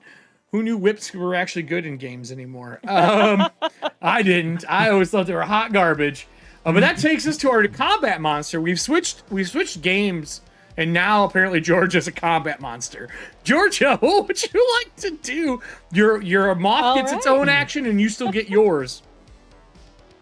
Let's see. I'm gonna go ahead and with my bow. Let's see. Yeah, let's go ahead and take down 4 by Burke. I think the moth can grab the other ones. Okay. I hope. So. You want to start with you or the moth? Oh no, never mind. Moth is after you. I apologize. Yeah. I'll start with me. Okay. Alrighty. Bows. That is an 11 on the dice. I don't know if that is good enough. Let's see. It's a 12. Oh, seat of my pants. Okay. She's so happy this is a roll low game. I can just feel it already.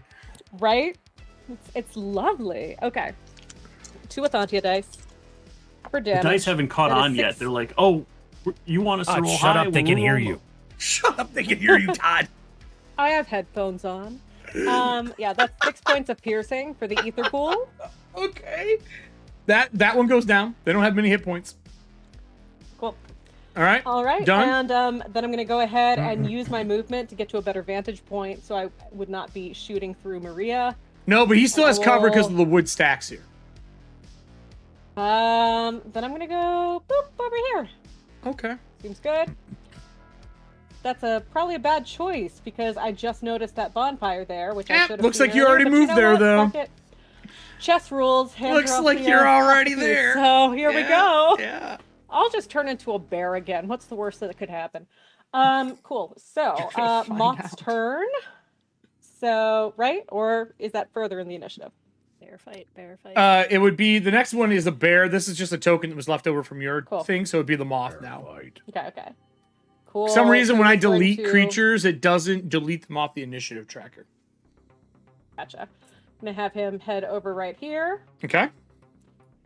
and do a little barrage action. And which one are you shooting? The aberration on the other side that's on fire, or are you shooting this creature? Going with that one right now. The ghoul? All right. Yeah. Already went, so I can't evade. Just gonna take it on the chin. Beautiful. Okay, so I believe I just rolled this. I should know. 2d6. Looking at my sheet. It does so Yeah, much 2d6 damage. piercing. You just do damage. You don't roll. You And just do that's- damage. Yeah, 8 points of damage. I'm still up. God damn it! I'm still up. Not by a Well- lot, but I'm still up. All right, so that was Georgia's full turn between her and her moth. That would take us down. You hear a roar out by the office again as you see that big black and red bear creature pick two ghouls up with multiple arms and throw them into the void, like off of the cliff, off the top of the building. And then it jumps down afterwards into the mist. You can't see it anymore. With that said, I'm going to hide it. And then that would take us to the beginning of the new round. We've had some new initiative cards played. Do we want to random? Or are we... Wait, I didn't Oh, go you didn't yet. go. Oh, I'm sorry. You're right. I forgot to pull you up. What would you like to go, Burke? Or not Burke, but Regner. For all the swapping spots, Wilco put runes all over the place for everybody. How each square is a meter? 2 meters. 2 meter squares. Basically 5 foot. So if you have a measurement of 40, it's 20 squares. If you have 60, it's 30 squares. So this guy's well within my 120 range of my range. Oh, 100%. Dude. Okay. But it's 12 meters, 12 squares, man. That's, yes, well within. Well, I'm up here. It's more than 12, I think. It's 19 for me. I just wanted to check. Huh? To this one? It's 13. 13 squares. To this one down here? No. Not the bear, the ghoul. Oh, he's toppled now, yeah. Well, that sucks for me because you get a boon at hitting toppled creatures. Oh, I do. That's one of the reasons I tried to topple it, besides getting it off of Burke. It's a big, I missed that part. It's Cool. a big Then part that's- of the game. Sweet. Then that's going to wash the Bane from rapid fire. So I'm going to shoot this guy twice with 2 bullets. Okay. Yeah. Oh, shit. 14 on the die, so it hits. Okay, roll the second So- one, too. I got some hit points on these guys. He hasn't been hit Roll the yet. second one. Oh, do I roll for both bullets? I thought Yeah. I just added No. a Oh, yes, sorry, yeah. You get the one that just adds a damage to it. You are correct. Yeah. It Okay. adds a die, yeah. Adds a die. I apologize. I got some hit points on him, though. Ma'am, I'm streaming right now. Ma'am. Ma'am. Woo! So an extra die of damage. Not So an whatever extra- your weapon die is, it just adds one of those dice. adds 1 to. Okay, so it's 3d6 instead of 2. 13 points. I'm up. That came from nowhere. Wasn't really expecting that. boom, boom, out in the distance. I The only guy have next to 2 you goes, willpower, not 3, so I wasn't able to use. now, with that Dragon said, Slayer. whoa, hold on, Drew. You haven't been around for the new show. Sir, would you like to use a card? There is a card called Keeper's Eye. It used to only give spell slots back, but because there's no spell slots in this game anymore, it just gives back willpower. It gives you a Is it a D4 D4? back. Yep. But the tracker moves 1. The tracker. One of my trackers that I have here moves 1. My clocks. Yeah, but they never are. It's really so- timing. It's really just to move time. You want to get a D4 yeah, back? I'll do it. That gives me 3 back, Will you serving which hands? I will just spend instead of putting back on my tracker. Right, So- exactly, yeah. I figured that's what you would do. So that adds. This might kill me. Wait a minute. So if I use Dragon Slayer and that adds a D8, does that add another D8 because I hit with 2 bullets, or is it just the? No, base it's weapon die? just the base. Just checking. I hear you're metagaming. I see you with a no. I'm not mad. I'm just trying to learn. I rules, see man. you're There's so many maximizing custom things like for we're this. playing 4 more 3.5. points. 17 total. I'm still up. I'm still up. Damn it! I tried, Todd. I'm sorry. It's still up. I am hurting though. I am really hurting. And that is everybody, right? I didn't miss anyone. That's everybody. So we'll go into the next round. With that said, the rift down the way doesn't open anymore. It actually begins to close a little bit. As the veil does. You see her eyes and you see her hands kind of holding. There is a like weird purplish magic trying to hold the veil torn open. And it takes us Second back. level characters show up and kick her in the face. No. Great callback. With that, I'm going to go to our initiative round.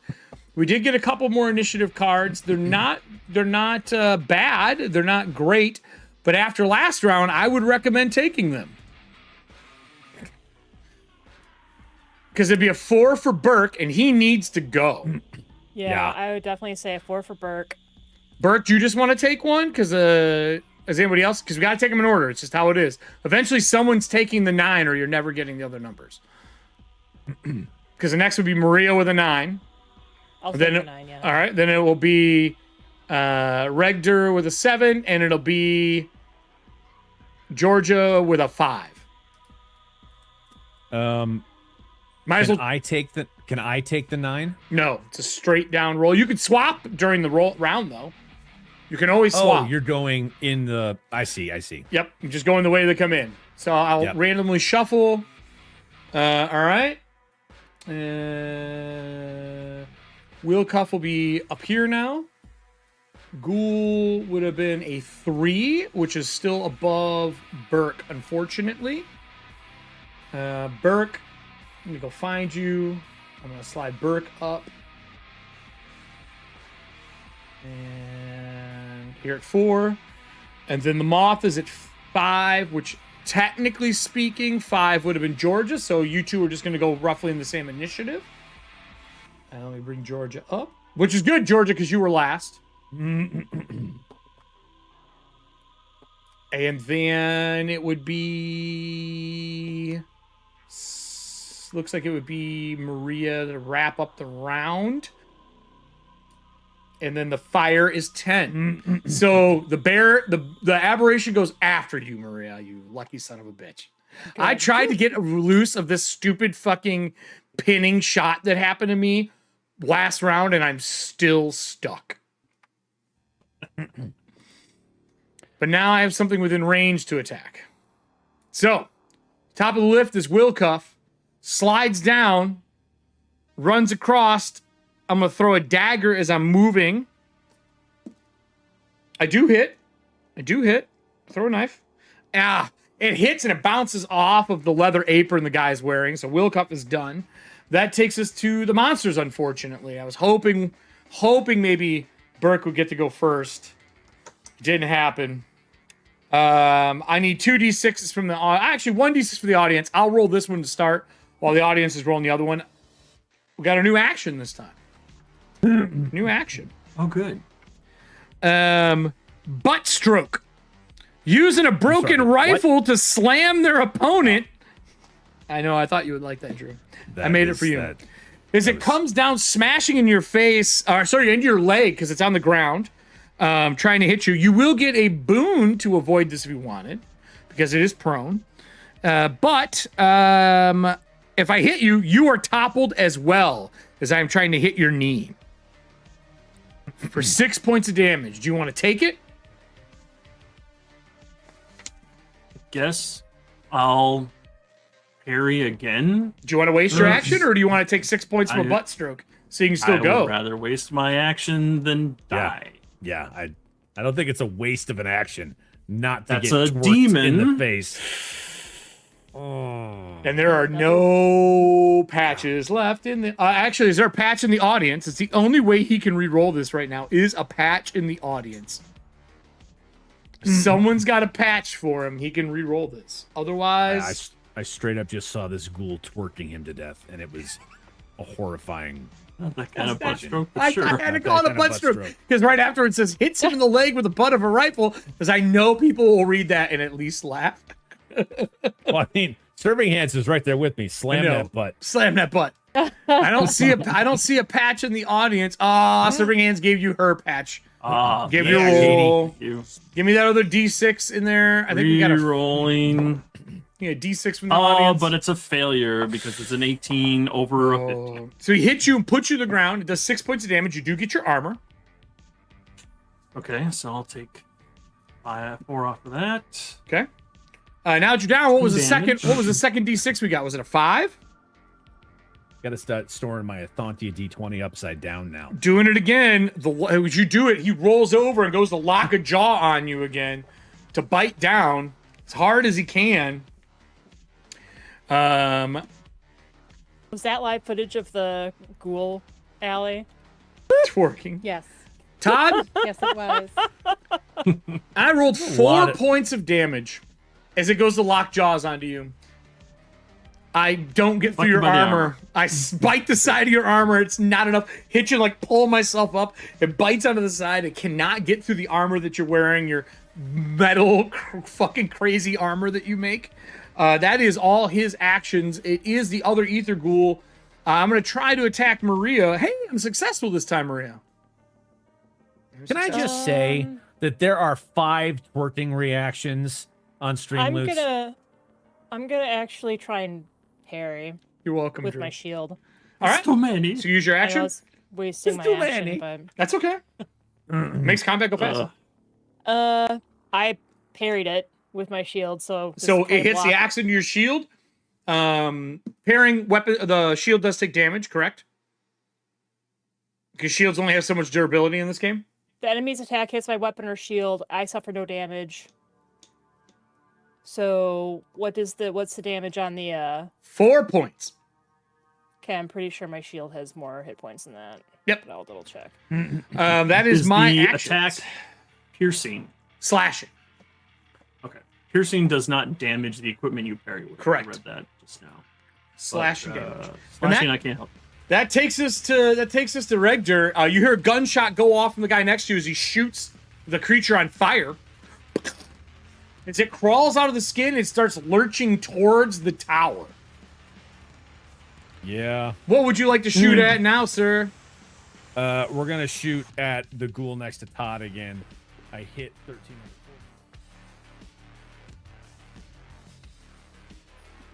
Ooh, hold on here. Why are you not showing up? There we go. 8 points. Yep. All right. I would love to say that ghoul survived that, but it is not because I had 2 hit points left. God. As it gets murdered, I will delete him from the map. That's your action, right? Are you moving or staying there with the current situation? I am.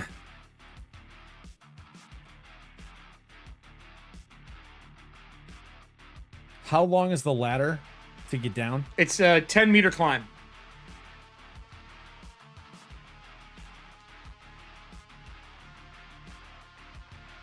It's like, think of it like a almost like a life tower. Like it's a watchtower. Yeah, it's like a fire watch tower. Yeah, like fire watch. Oh, sorry, I said 10 meters. It is 10 squares down, 20 meters.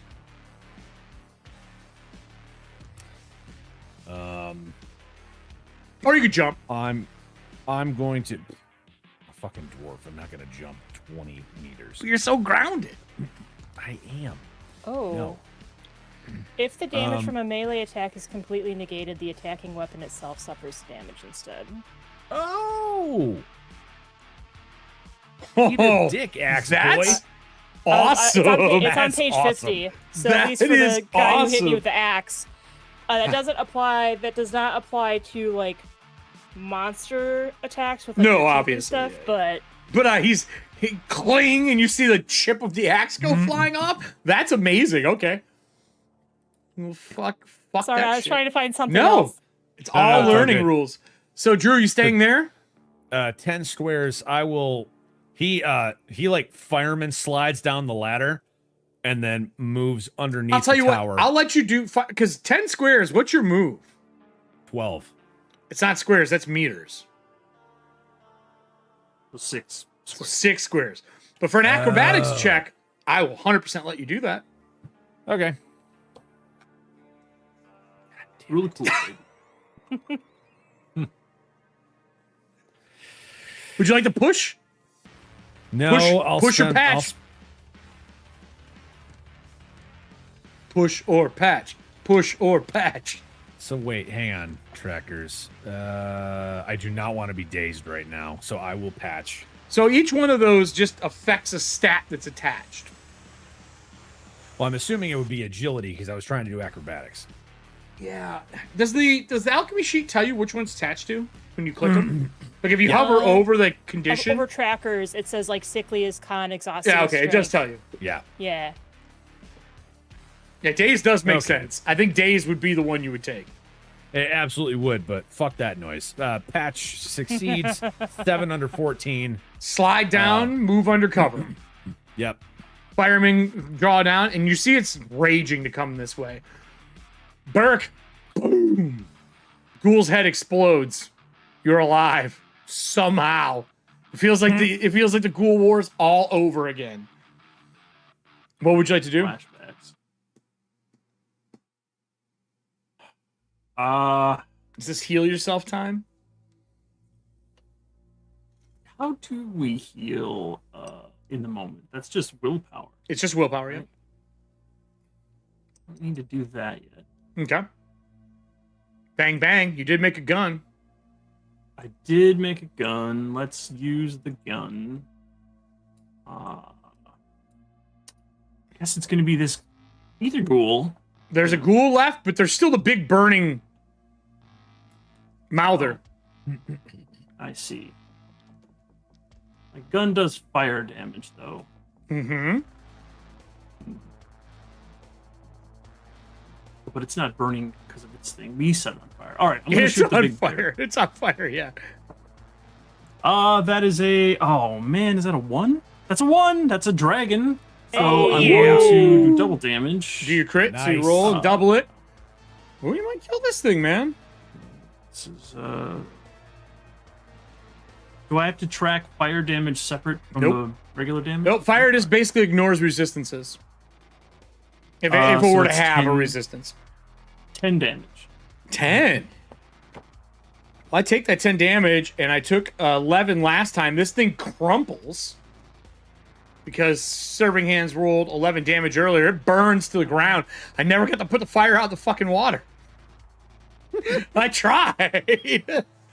Oh, wait, do we maximize the first half like we No, used to? not in this game. Everyone would die if we did that. Yeah, no shit. Like, me rolling did right. 2d6, you're like, I got 15 hit points. Well, you took fucking 20.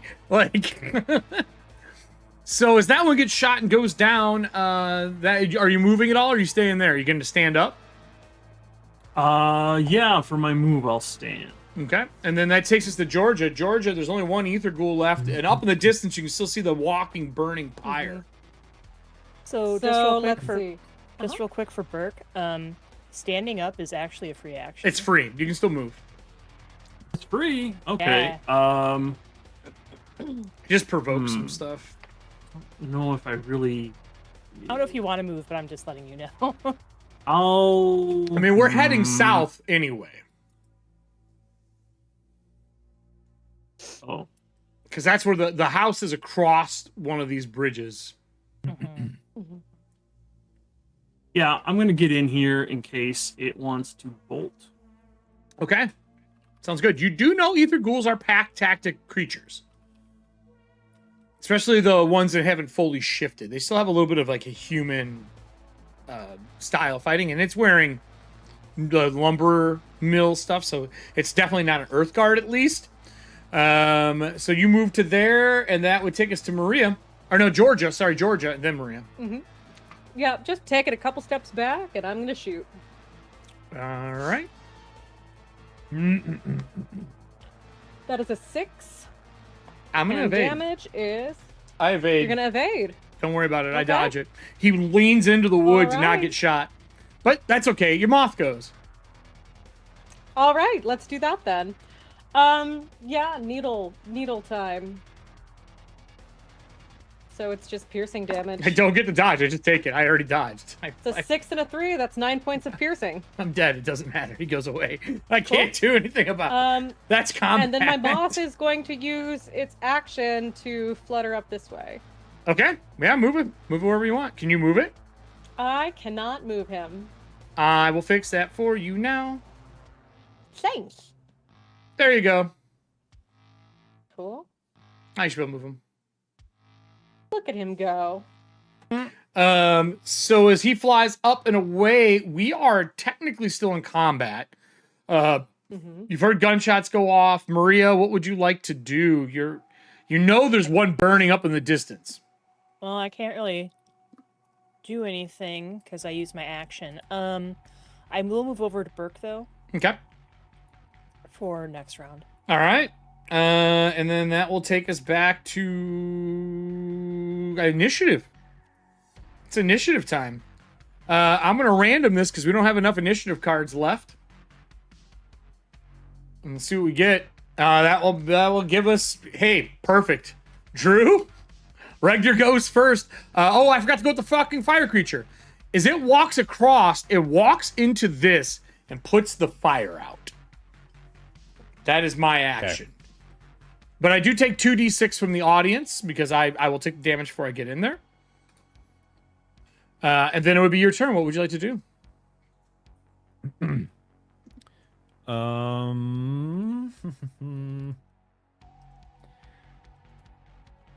Where is pistols? D6.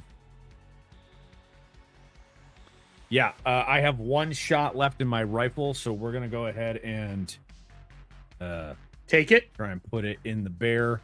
It's a gibbering mouther now. It's not a bear anymore. Oh, right. It's just on fire. It was on fire. It took 10 points of fire damage, which is a lot. Oh, we're gonna have it take the last shot of the rifle in the face here. Let's see if you can do. You're gonna take the bane for extra damage? No, because I only have one bullet left. So, I have to reload. So, would you like to use a green card and a blue card to get a D4 and D6 extra damage? Yes, I would love to. All right, we'll do that. We'll use Serving Hands and Star Drew.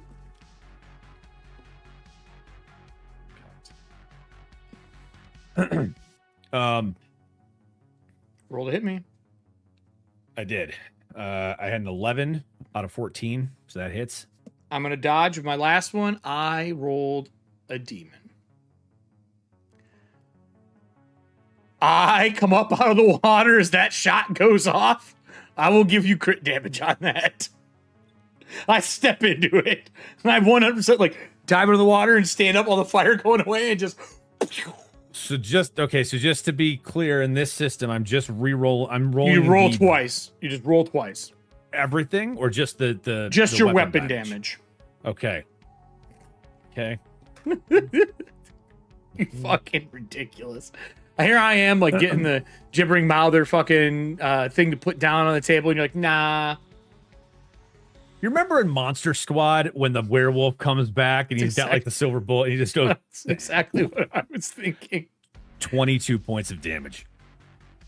as it rips this thing apart, we are now out of combat. I'm not even going to spend the time doing what I was doing. I'm just going to delete that, and we are out of combat. Now, I mean immediate combat. The Ether Witch is still in the distance, and she is trying to hold this piece open as you see the veil closing on. She's across this gap. Basically, on the other side of this is the office. And you can take it across here. There's walking platforms underneath these rails where they can, move logs across the other side of a valley. I'm going to start to move down towards the party, and I'm going to reload as I go. Okay. The cylinder. It's a action, a shot, unless you have a quick loader. Quick loaders are extra money, but you just go pook as an action and reload all your rounds. I mean, if we had the cash for it, I absolutely have one. Yeah, sure. Yeah. 100%. So you quick load, drop the shells, put the next one in. The rest of the party, are we going to gather up? Do we want to take a stretch to heal? Or are we going right after the rift? Are we going right to the office? Because basically when you look out over the misty area, there are a bridge on all three of those platforms that move logs across. They basically hook them and send them across. Basically sends it to the other part of the valley from Moldavia. You can walk across those. It's about 40 meters to the other side, but the rift is in the middle, floating above this chasm below, where the waterfall goes down. From the ledge, looking through the mist, it's hard to tell how far the drop is.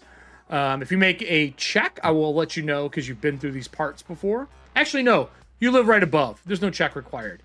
Between everybody, it's about a 60-meter drop into water below. By the time I get down to the rest of the party, am I in range of her? Is she still in the portal with it open? She is about... It would be 26 meters from this bridge. That's well within 120. I mean, from where you are, like if you moved, because the way to get down is you either got to jump or you got to come all the way around to here, hit this lift lever, come down, hit this lift lever, come down. Eric, I thought there was a lift right here next to me. Oh, there's one there. You're right. I'm sorry. So one there. There just isn't one on this side, though. How big is my moth? About the size of a person. Could it theoretically flutter him down off the second ledge? No, it's not strong enough to do. Okay. If it was large, maybe, but I like where your head's at. Drew, you were not here for last session, but I did craft each one of us a slow fall talisman. You use a willpower point to attach it to yourself, and then you can use slow fall as a reaction when you fall. And then you get that willpower immediately back. Yeah, it's only once. Mm-hmm. Basically, you put part of yourself into it, but you get that part back after it goes off. So you'll always be short one willpower until that talisman is used. That being said, I would probably caution to save it for crossing these bridges. That being said, it is available. I can swallow. Oh, God. No. Either way, I think my moth would probably flutter up to help escort him through the most convenient path. Yeah, I would basically bring him back to you. Sure. So honestly, the best path, if you come to here, there's no way down short of climbing. You would have to jump across the logs and come to here. That's why I was saying it was easier to go around the top and use the double lift, which you would have seen from the tower. I mean, it's only, a 20-foot fall. He can handle that, right? Sure. Yeah, I'll take the lift, I guess.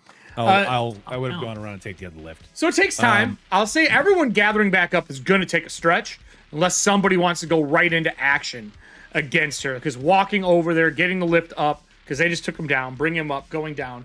All that's going to take roughly a stretch of time. Because if you want to go round by round, we can, but I don't think you're going to be happy.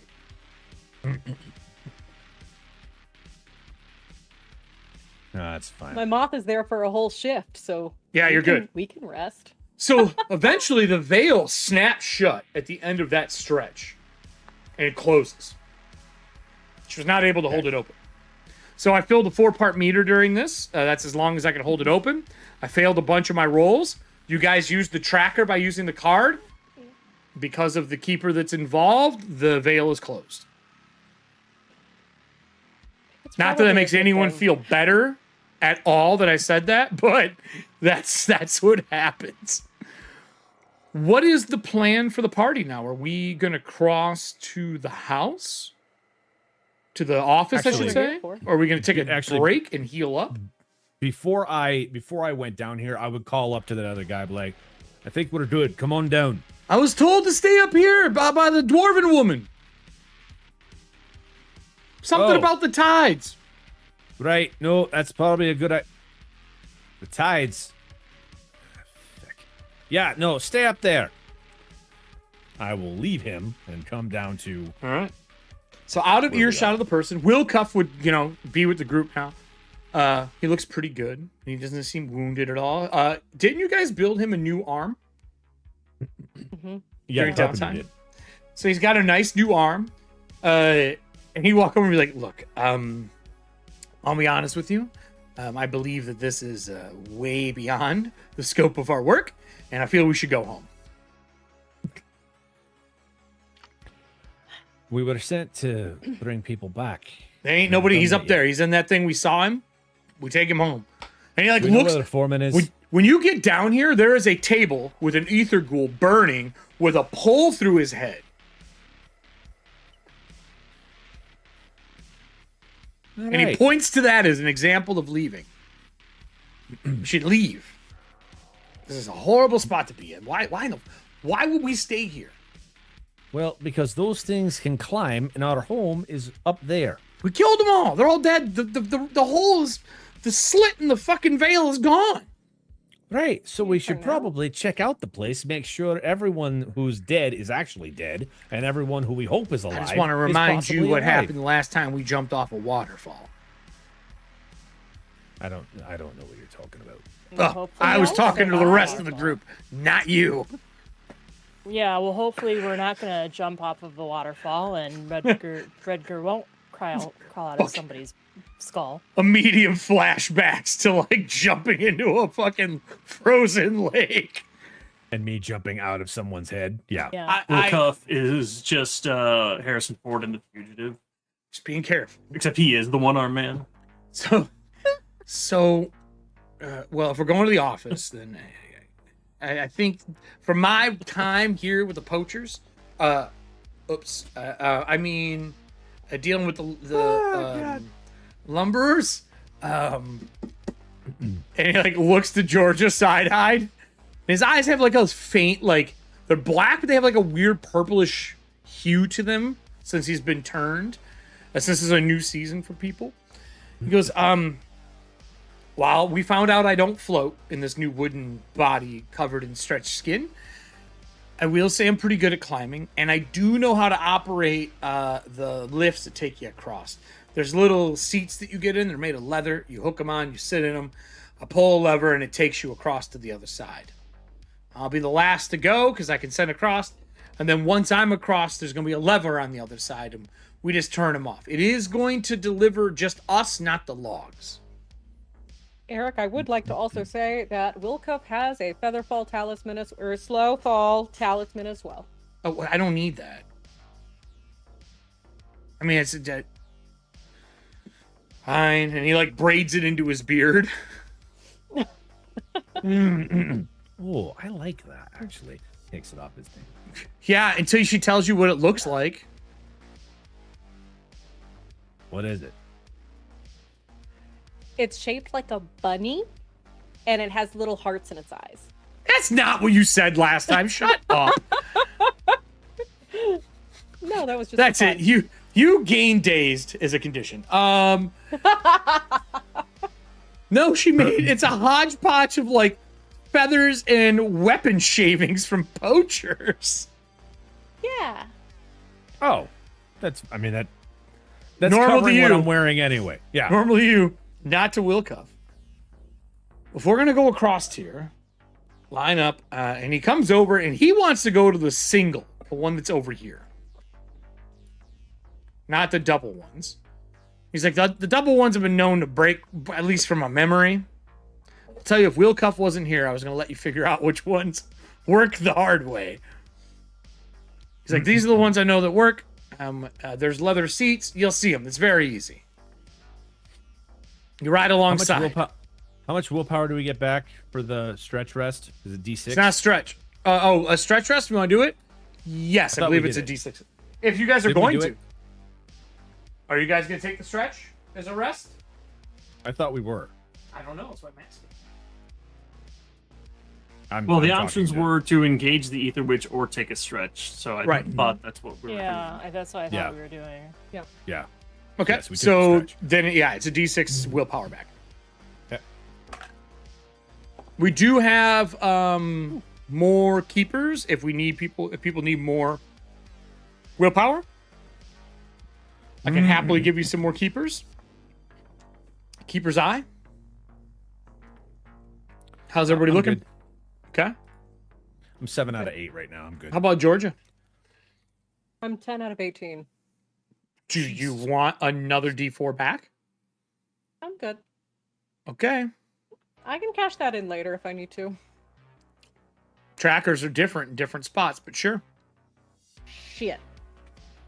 No, it's... I'll take a Keeper's Eye. All right. We'll give burn you one from my Serving stretch Hands. rest. Do you want one too, Allie, or no? Fine. Okay, we'll use KJ's as well. It's 2. I will mark 2 on this chart. You said Well, that's a D4? If not everybody's doing the stretch rest, it doesn't make any sense for some of us to do it. So Well, no, it does make sense because some people took hit point damage. Yeah. Some people took a lot of it. this is true. I did not. So And then, No, the stretch rest 100% makes sense. yeah. 100% makes sense. I'm not arguing that in the slightest. okay, well I'll save mine. How many keeper's eyes do we have? A lot. Do you want Can we one as use well? One? Yep, you can only use one. Okay, that's a D4 though, right? D4. So then we'll use KJ's other one for that. So that's 3 used. So I'll mark 3 up. God damn it. Swear to God, every Keeper's Eye I use to regain willpower, I roll a 1. Every fucking time. Except for last time when I So are you, and then I'm assuming Todd, I'm assuming that Burke is going to try to heal himself, right? Well, I can't. Oh, can't connect. Thanks. So, Eric, I wanted to talk to you about this because Maria took Master Alchemist. Mm-hmm. And in the last season, she did a lot of the elixirs of life. Mm-hmm. I'll say you have an illegal recipe from somewhere, sure. Okay, so then that being the case, since I have an illegal recipe, I only crafted the 1 potion last time, like as part of our downtime flashback or whatever. I think the other one, because I did have him on me all the time, I would have a potion of treat wound. Okay. And I would slide that over to Burke. All right. So Burke, you get if you don't want, if you can use your shift rest, your stretch rest, you can get a D6 hit points or 2D6 hit points if someone's tending you. But if someone's tending you, that is what they're doing during that stretch. Yeah, they can't rest then. So I don't want to do that. But Will Cup is fine. So he'll do it if you want. well And then if you take the potion of treat wound, you get 2d6. Correct. But Will Cup will take help that. you. Will Cup is successful. I rolled a 2. did also play some medical cards. That was going to be my next thing I was going to say. So you would get 2d6 back from him helping patch you up. Because you were like holding the front line. You wouldn't get any WP back. Then you would have a potion. But before you use the potion, I would say use a medical science card and get 1 more d6 Yeah. from him treating you. Yeah, I'll need it. I'll need it. Yeah. Jesus, finally. Okay. I tried. And I then rolled do you 4 1s, Oh. and then the medical Oh. science card gave me a 6. and then do you drink the potion still? No, that's with the potion. That was with the potion. You rolled 4 ones. Fuck. Okay. Yeah. So that was a serving hands card we used for medical science. Wilcuff's like, I'll be honest with you, you are you're looking a little peaked, man. I've felt better. Ever since we got out of that house, I've been Do we not feeling my best. Yeah, tell me about it. As he like knocks on wood. Oh, yeah. Sorry. Do we need a camp? I don't hear any noise. You don't hear the roar of the bears anymore. All you hear now is the wind in the valley and the water. Do we hear want any animals? No, not really. Not in the camp. No birds really out in the area either. And that was something that when they first came in, they didn't really hear any animals. And that is something the loggers said as well, that the sound of animals disappeared. Then they heard the roar of bears. Yeah. And their foreman told them to leave before they even heard that. Somehow he knew. Oh, remember, anyone who took a stretch rest loses 1 condition as well. That is correct. Or you can use your item to lose an extra, if I remember correctly. Right. Your memento. So if you have a condition, you lose your condition, which is huge because conditions suck in this game. No longer sickly. All right. Oh, it's like your focus in Alien. Kind of. Yeah, I mean, same company. Yeah.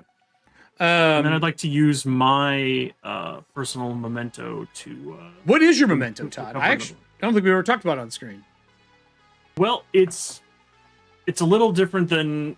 I had it built into a magic item for Pathfinder, but since that doesn't really exist as a magic item, it's more of a backstory item. So I have a pocket watch from my spouse that I built into that device that's supposed to help regulate my power. So the ring. I can detach that to bring it out. I mean, there's nothing saying we can't make the memento Reminisce. magical later. They just say they don't start magical. Sure. Yeah, that's understandable. Okay. So it's just this, it's a little pocket watch from... So my question is, does it still work? Or is it the date that you left and it has never worked again? I would imagine it broke when we had the accident and I got thrust into the Never Never, and it's just been sort of stuck.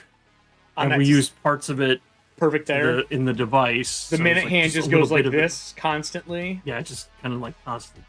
All right. All right, cool. Is anyone else using any of their mementos to get themselves some ability back? No, we're good.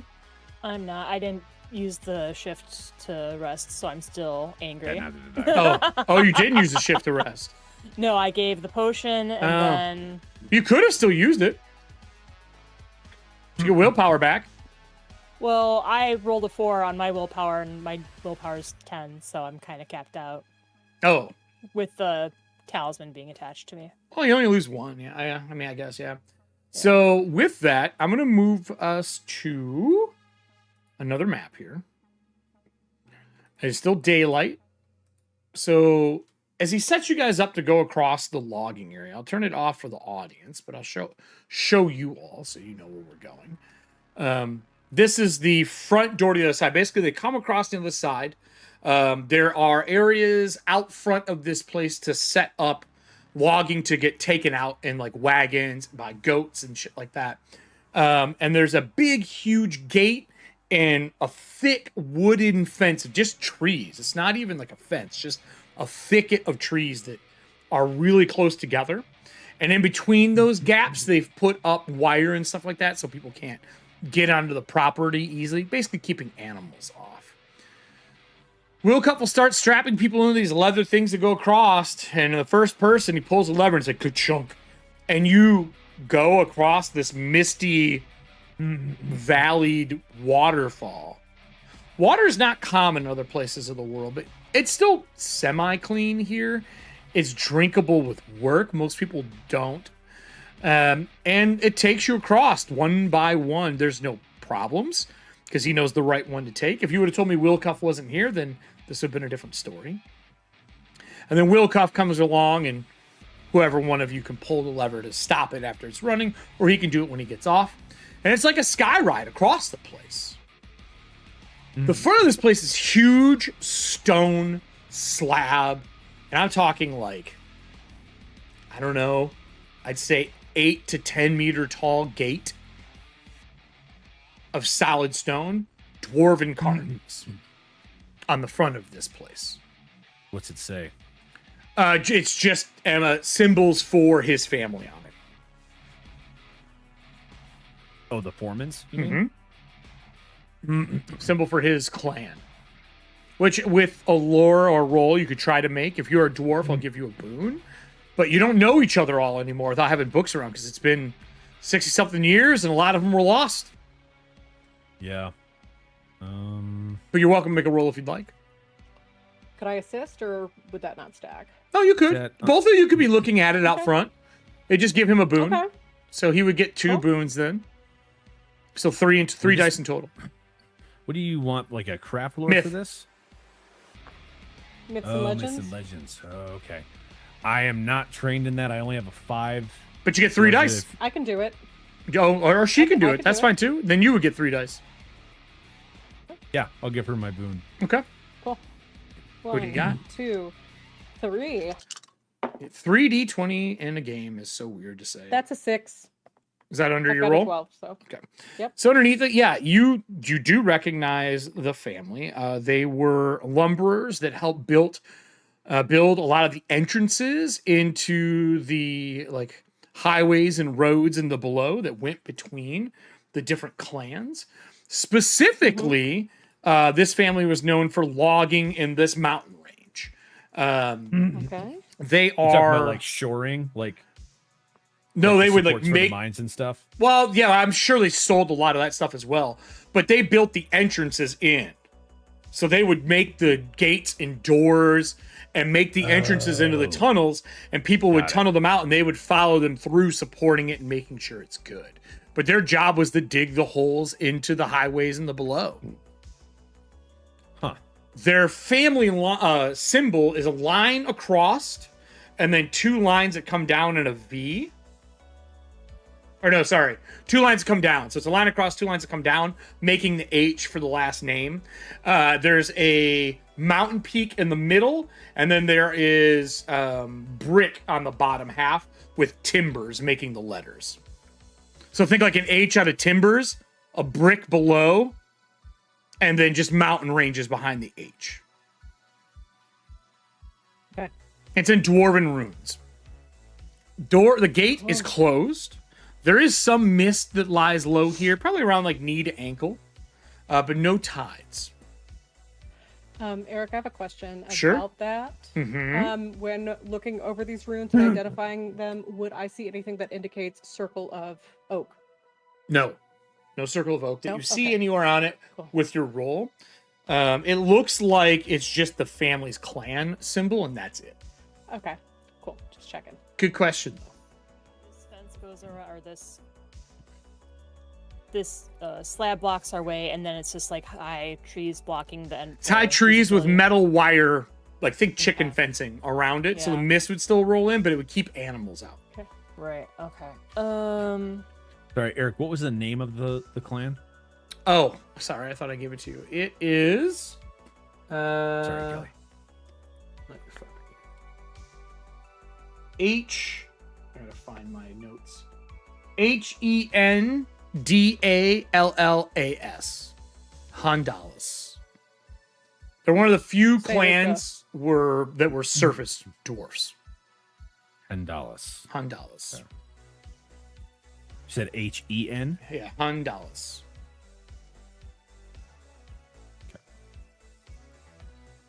In Texas. Handouts. I'm gonna reach out with my It's got like umlauts over it to make it sound right. I'm gonna reach out with sense magic. Ooh, Spend okay. 1 willpower to Okay. sense whether the place I'm in is affected by magic, and if so, what kind. Because we already saw a Yeah. dwarven shape-shifting type, and Georgia said that the only person she's seen or knows about would be a druid of oak, and then there's all the oak trees back there. So And if there are we oak can't trees really around the get property through- here too, and a Yeah, pine-ridden area. yeah, so if we can't, I guess I'm like trying to see if there's like any magic like barring our way besides just the trees and the Yeah, wire and the it's- stone. So when you look through, the wire isn't what glows. The trees glow all the way around the Okay. property. Okay. It's faint. It's old, but it's still a pretty strong magic. Okay. Did you get any more information out of that? It just what kind of magic? So I guess like for Dragonbane, Animism. Like animism. Yep. Animism. Okay. I turn to Georgia. My eyes glow. My eyes flash purple. I take a look at everything. They turn back, and I turn to Georgia, and I say, it looks to be the type of magic you use. It's from the trees. The trees are magical. It's like an older magic, but pretty strong. Oh. So this might lend some credence to maybe a druid of oak or someone similar being in this area. Yeah, that's a very good guess. Just to clarify, when you say it's old, does that mean like it was cast a long time ago and it's starting to fade? That's how you can tell? Or it's like, do not talk to me of the deep magic? Nope, first thing. It's just casted a long time ago. Okay. That's a long time ago. Yep. Good question. Well, it's not breaking down that much though. No, it's still powerful. You just know it's not like the initial casting of it. Yeah. Got it. It's been there a while. Like It's old. The magic's rooted. Okay. With people who know how to cast magic, to make something last this long, that means you've put some form of permanency on it, which means you have expressed your own will into it to make it permanent. Okay. That is how permanency works in this game, Drew. You blow a permanent willpower point, and it's just forever. Forever, cool. ever. Forever, ever? Forever, ever, not never, never. Not never, never. No, sometimes never, never, and that's when it fucking sucks. And Yeah, confirm. correct. Can't confirm. It sucks. What does the group want to do standing outside of this place? No activity, no movement, no nothing. Oh man. Is there anything actually he'll say in Dwarven, he'll be like Clan of Undalis, we seek entrance and conversation. Are you like knocking or are you just yelling? I will say that and then I will pound 3 times on the door. So you hit 3 times. On the opposite side of the door, there's like a sound of a large metal object ringing, but it's pretty faint. Like when you hit the door, it's bumping something. The door is definitely barred from the inside. Okay. There's no response. Are there lights on inside the mill? Like, is it The mill you Like, came does it- from, no. The home office, there is some lights when you look between the trees and some of the windows in the front of the building, but not a lot. It's pretty faint at the front of the building. so the trees? I'm guessing. It's like Like- tree, 3 foot, tree, 3 foot, but it's this mesh, like chicken wire on the backside of it.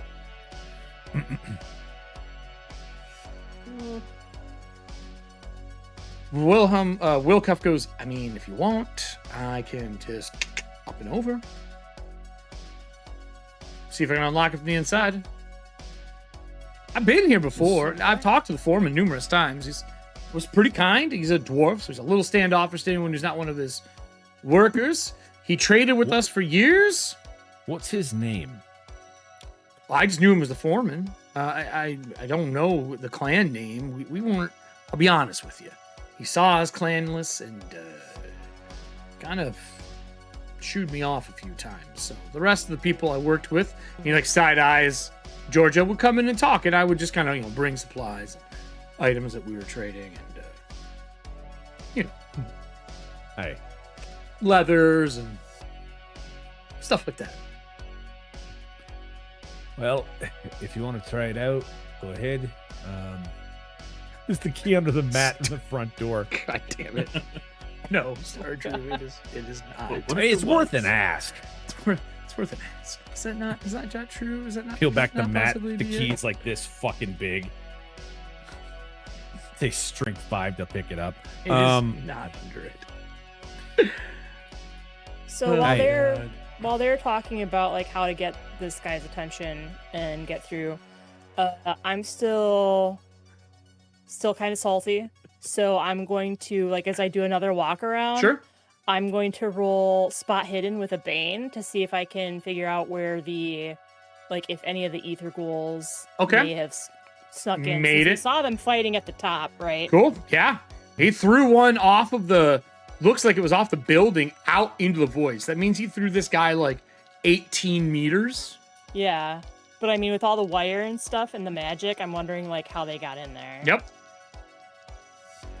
Unless they were. I actually got it.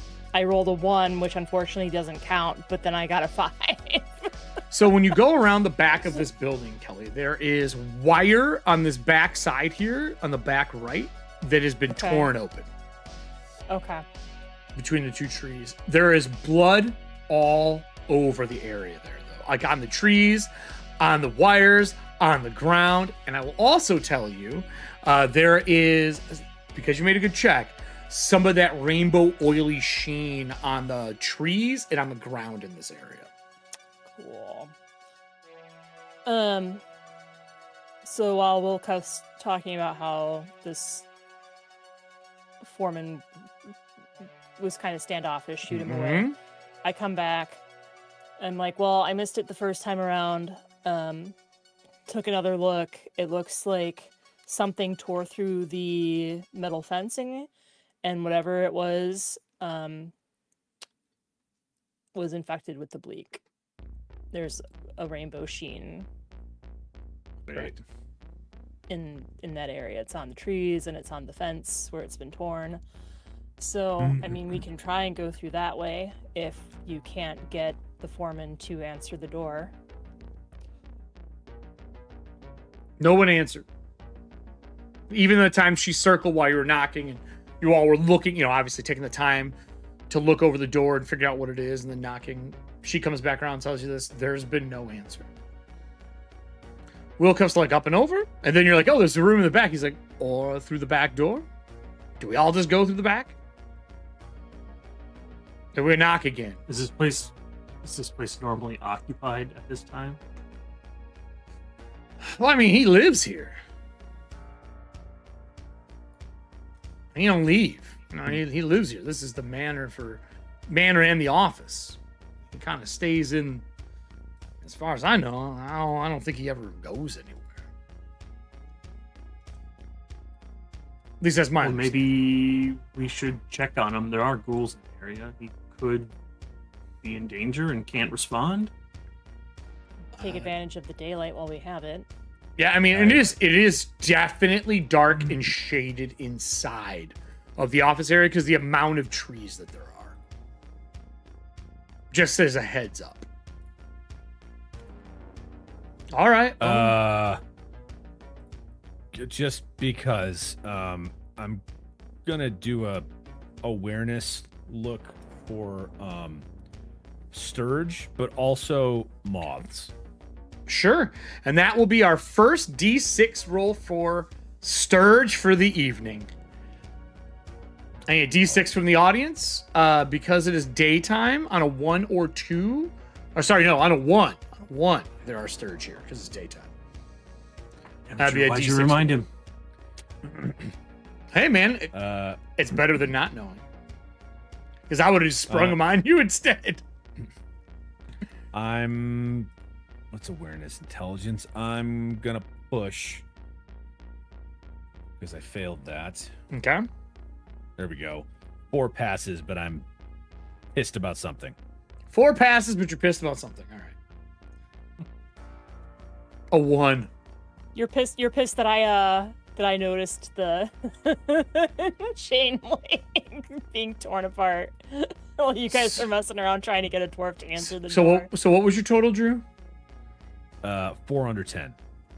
So, as you're looking around, the nests of Sturge you can see in the distance in some areas. You see that like weird, wet honeycomb looking. I mean, wet. It's not honeycomb. It's like a wet sap and mud that is at the base of trees. And you can see them not on the periphery of the fence, but into the forest a little bit. You do see a few of them. And you do see them buzzing around that area, and they're feeding off of what looks to be maybe animal corpses or bodies. Because someone rolled a 1, there's definitely some in the area. Which means if you're too loud, or they sense you, which you would have to know how they would sense you, which would be a beast roll, if you would like to make that. Just light up your lantern, dude. Well, I mean, that's That's next. But I'll give you a beast just in case. If my sister's there, I'll ask her. I'm like, how exactly do Sturge find you? Because I don't have beast lore. Well, I do. Well, in case if we're waiting. I for you to do. come back. Well, you can ask the party. That's fine. Yeah. How exactly do Sturge find you aside from scent as he starts putting like oil in the lantern? Okay. I got 12 out of 15. Oh, they sense blood. Okay. From a long distance. So I say that. So hopefully we got Burke somewhat patched up and cleaned up before we came over here.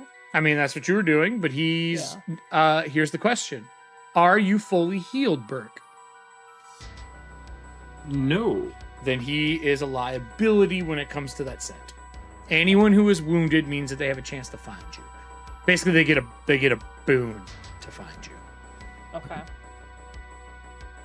Most people go indoors. My handy citronella will. You're gonna light it up, your so lemongrass citronella. Yeah. Yep. So you take it down. It does take time to reload. You take out the old oil, you put a new oil in, and it takes a Trim the wick, little all bit of that. time. It would be I believe it's a stretch to reload. Takes like 5 to 10 minutes to reload it, I'm pretty sure. Makes sense.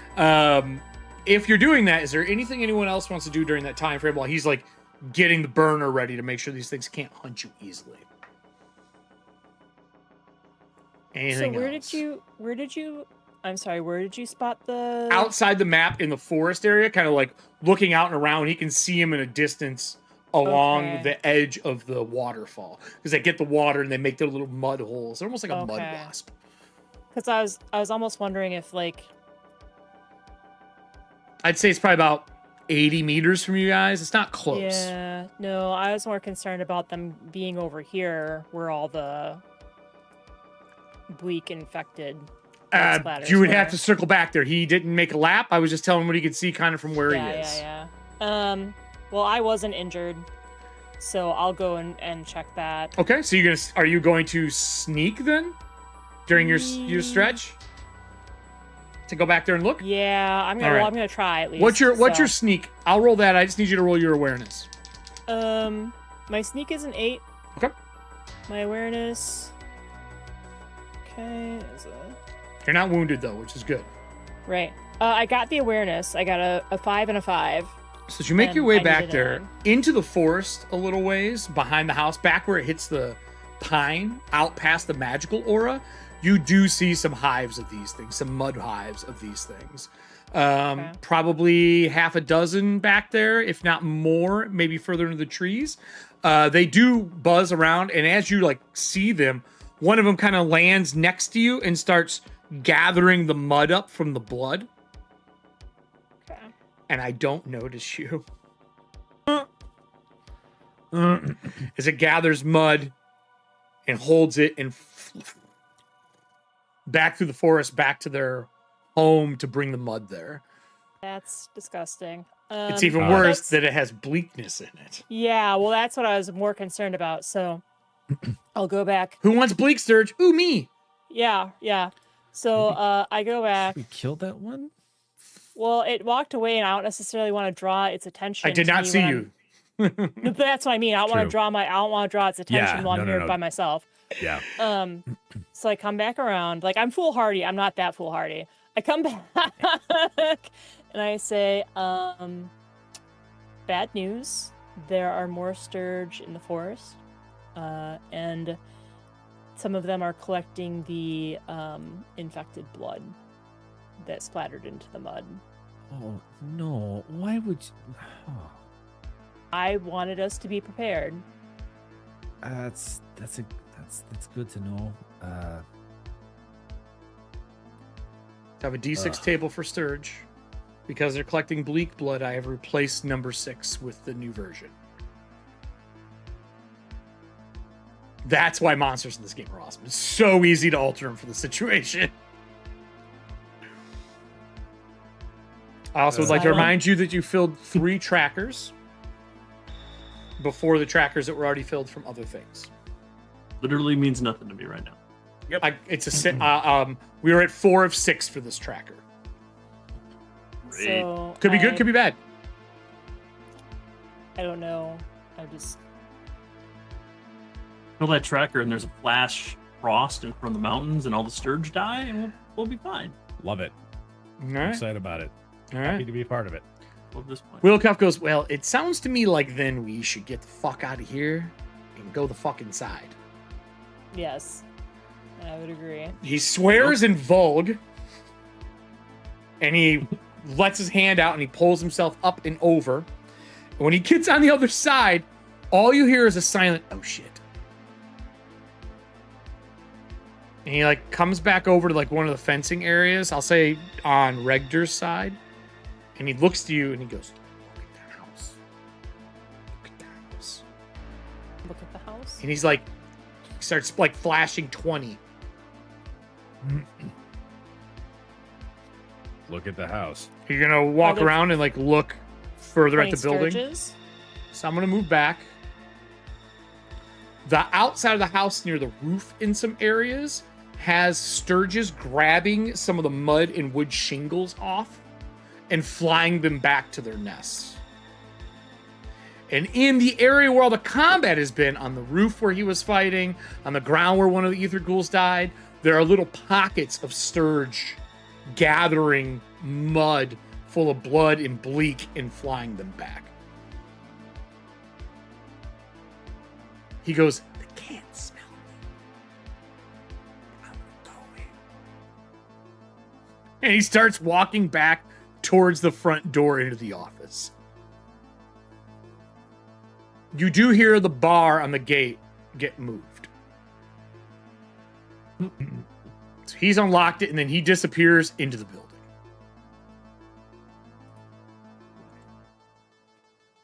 What would the party like to do? Eve. He's like, bye, Will Cuff. Have a great wooden life. I'll see you later. You got a new house. Congrats. Bye. Mm-hmm. Sturge are horrible. Sturge are like oversized mosquitoes. They're about like this big around. That long. Big ass needle noses. Like oversized dire mosquitoes. Death skeetos. Death skeeters. Mosquitoes. Oh, Todd, can we make ammo out of their needles? Hey, they are monsters. Monster parts. Or shit. new arrows for her tarbo. Or Tarbo. Oh my god. Or a porcupine. Oh man. A cloak Sorry. made of them. Yeah, these are all things you can do with monster parts. What does the party want to do here? This music's perfect. I didn't even plan this. You White Bat? Is it White Bat? This is Oh, White Bat. Yeah, thank you, White Bat. I feel like I'm gonna be sitting here like Luke Skywalker, like I'm daydreaming the mission. I shouldn't have come. They're gonna smell me. No, it just means you'll get attacked first. Oh, okay. I'm used to that. Do we? Must be a Are day you that going ends in? in Or Y. are you opening the doors? Or are you going to go around back? I'll tell you the risk. Front door opens. There's a lot of them around the place. You're going to run into some issues with them. Or if you go around the back, you need to sneak to get in, but there's a chance you could avoid them. But people will need to sneak to do that, to be successful.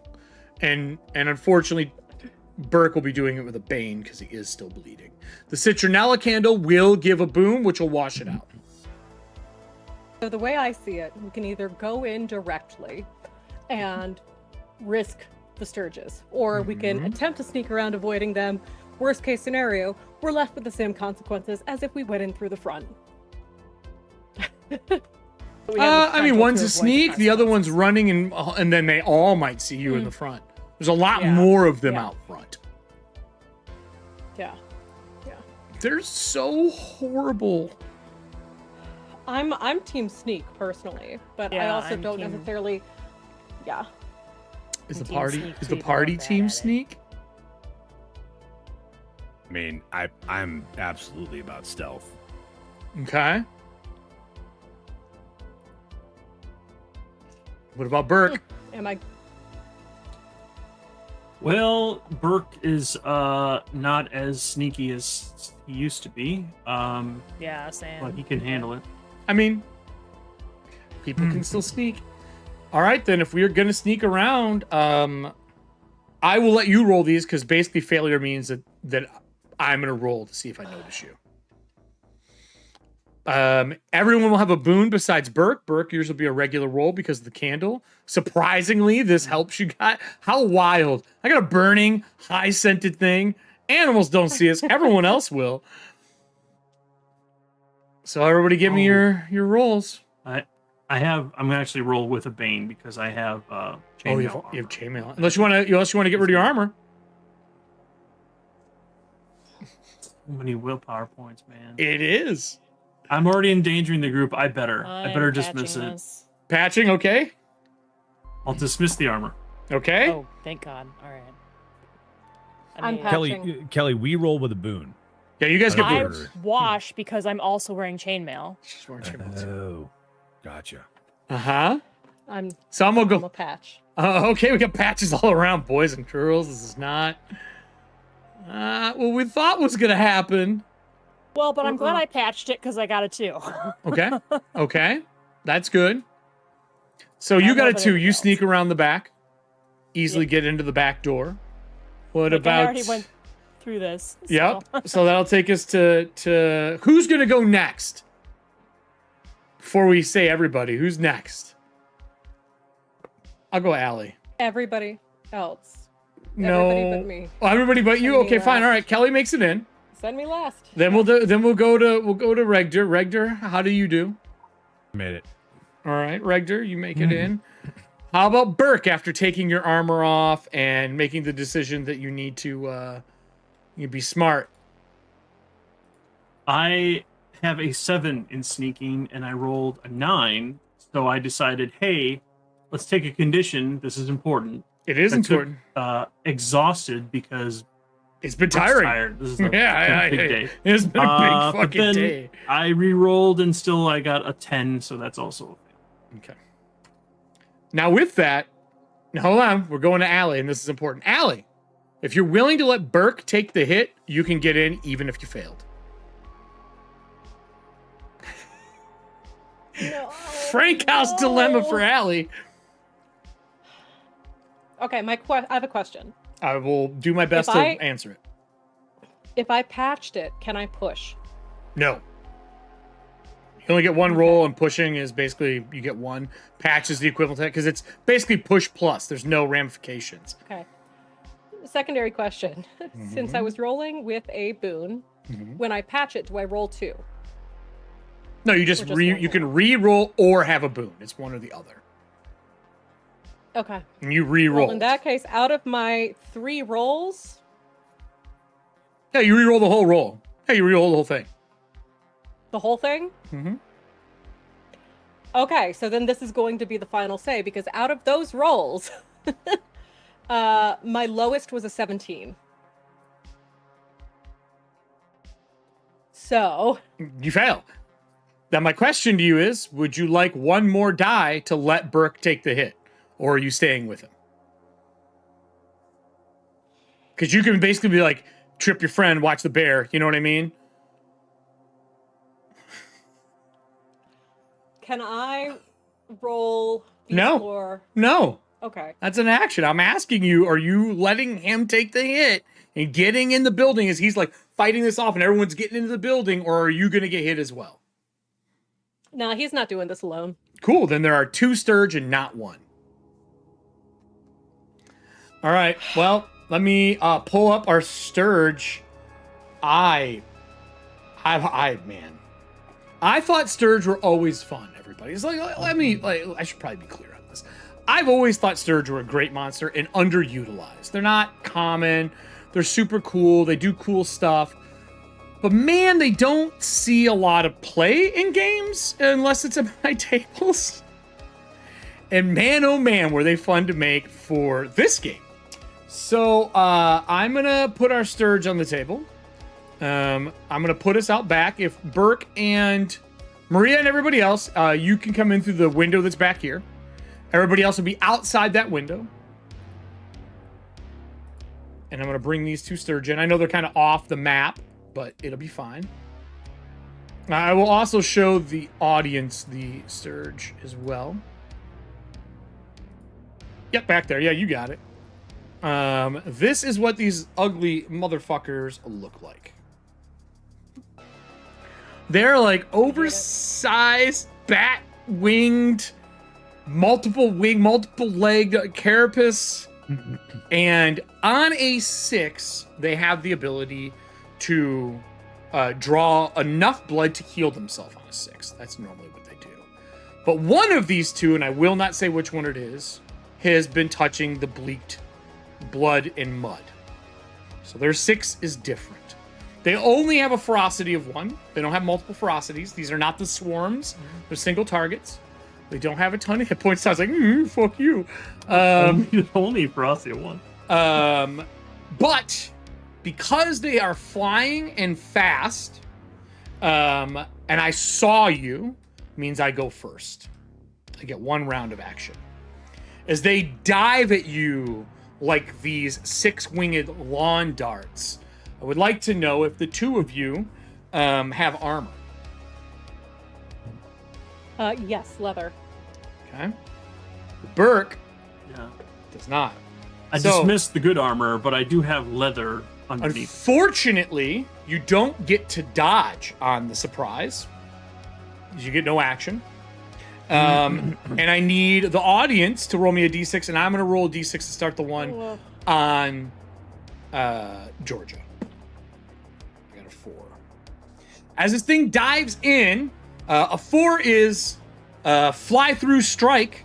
It hits you, flies through, and gives a boon to any other Sturge in the area, which causes basically a boon for them to attack or bane to you to dodge. I don't do a lot of damage, though. It's not horrible. 5 points. Okay.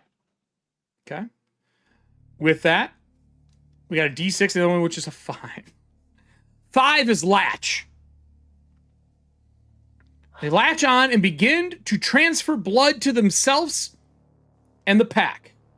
If I do max damage, I draw that and I leave. If I don't do max damage, I try to stay on you and continue to draw blood. You do not have armor. I do not do max damage.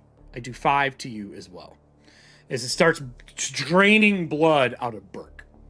Inside the building, you can see these two get hit by these lawn dart looking creatures, and they like wrap around, and one flies through, it bounces off the glass and cracks it in front of you on the top half, and is coming back down to get ready to attack again.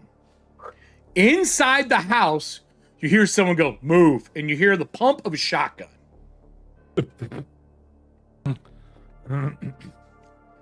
A dwarf, butt-ass naked, wearing nothing right now, walks up, pumps an Eisenheim, and fires rock salt out the window. Now, that's good. Rock salt won't hurt you all if you're wearing armor. Burke, unfortunately, is not wearing armor. He's got his leather on. Oh, he's got his leather. Yeah, leather. Oh, you got leather. Okay, you're good then. You take no damage from rock salt. I do 7 points of damage, boom, and hit these two Sturge. As one of them splatters, the other one doesn't. With that, we will go into initiative. With a new dwarf here.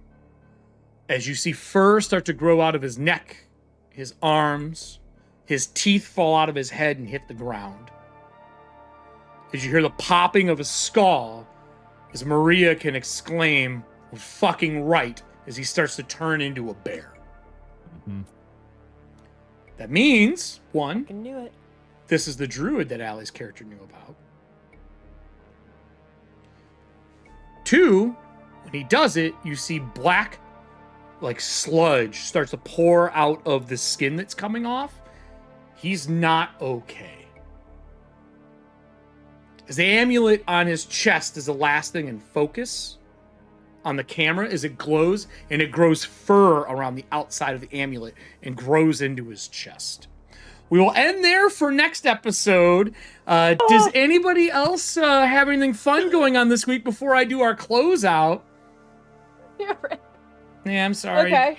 Gotta wear a bear. We're gonna be going to secret time for about 15 minutes to do our XP. So if you have secret shirts, meet us there. What do you got going on besides running from fire? Yeah, ran from fire. I have a couple things actually. For those of you that know me, I'm a voice actor. So 2 things about that. One, if you want to watch a fun show on Netflix, it's called Crooks, and I did the English dubbing for a couple of characters on it. So that's going to be fun.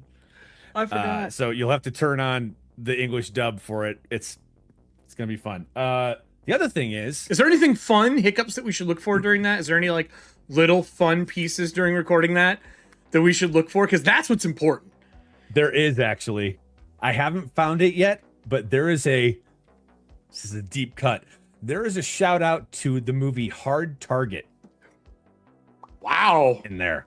Wow. That was specifically for Tony Garcia. Okay. I'm with you. The other thing is I read a book. It's on Audible now. Good for you. We've all read books, Drew. Yeah. So hey, this time my question to you is: are you going to read the Dragonbane book next? I'm reading it now. Just walk out. I have been. I'm bouncing between that and Pirate Borg so I can learn both systems. But no, Confessions of a Con Man. It's out on Audible. Sweet. It's only a couple hours long, but if you have a credit and want to pick it up, please do. Because all my pay on this is on the back end because it's my first one. So that's right. Anything else? Fun. It is a. The Confessions of a Con Man is part of a collection of largely forgotten but widely entertaining books of crime and larceny. Many of the books are long out of print. The narratives appeal to a wide range of readers, from hipsters to historians and ne'er-do-wells everywhere. Basically, it is a collection of stories by this traveling con artist that he told in interviews to the Saturday Evening Post in Philadelphia. So it's a compilation of all those. Amir, you're going to need this to continue playing your character in Ethauntia Living City. Oh my god. You should pick that up for yourself, buddy. Yeah, check those out. Some people have joke books that are dads. You have the con man. Anybody else have anything going on before I do our closeout? I do. Do you? What do you got, Allie? I do. So tomorrow, you guys can join me at 10 a.m.-ish Mountain Standard Time as I am guest hosting Morning Initiative over on FGP for Juneteenth, as Vanessa is swamped at work. So I thought you were going to be she's having another kid. Nope. I'll be doing that. And then in the evening, I will be over on Rediscovery RPG as we go back into Call of Cthulhu Adventure of You're Invited, where, you know, somebody I may know who died is about to go on stage. So it's going to be great. That wasn't me. I didn't do it. Well, everyone else can wave by because our closing minute is going to be with Todd. Everyone else can take their headphones off. Bats! Yeah. So, I told you that earlier you got hit, you got bit by the creature, and bleakness is a thing. Oh, yeah. And bleakness happens when the dark tides touch you again. And this guy is dripping dark tides out as he's transforming into his werebear. So, the Sturge also hit you. And that one is carrying the bleak, which has a chance to reactivate it. The way bleakness works in this game is a con roll. Now, normally this would be private, but I want the audience to know. So I need you to roll me con. Add a bane because you've hit the contagion twice in 24 hours. We have the audience roll it? We could. Do you want to have the audience roll it? Audience, roll me 2d20. I don't want to do it myself. I want them to do it. Well, even better. Roll me 2d20. Todd, we just won't tell them if you have it or not. Only you'll know. Okay. All right. 2d20 from them. So the way bleakness works, I'm going to read this out while they're rolling for us. Bleak touched. If you do get it, and you contract it, and the tides, anytime after the shift, you make a con roll. If you've been hit more than once, you get it with a bane. If this ever is failed too many times, which I won't say publicly what it is, you contract becoming an ether ghoul. Ether ghoul are a new kin, technically playable. But bad things happen if you ever roll a demon. Like what just happened? Oh no!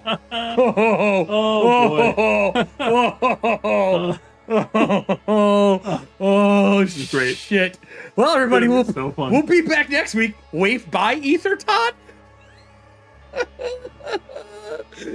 Oh, everybody, thank you for watching this. If you've never seen Ethauntia Dark Tides, this is our second season for Campaign 2, Ethauntia Superstitions. There's going to be videos to watch. There's going to be subscribe to do. We're trying to hit 500. Thank you to all the new people who've joined and all the amazing people who have picked up Streamloot cards to help support the show.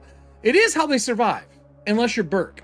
We'll see you next Tuesday for episode 3. Join us over in the secret room if you have your secret shirt as we go through our experience and talk a little bit about the after show. See you in the Discord, everybody.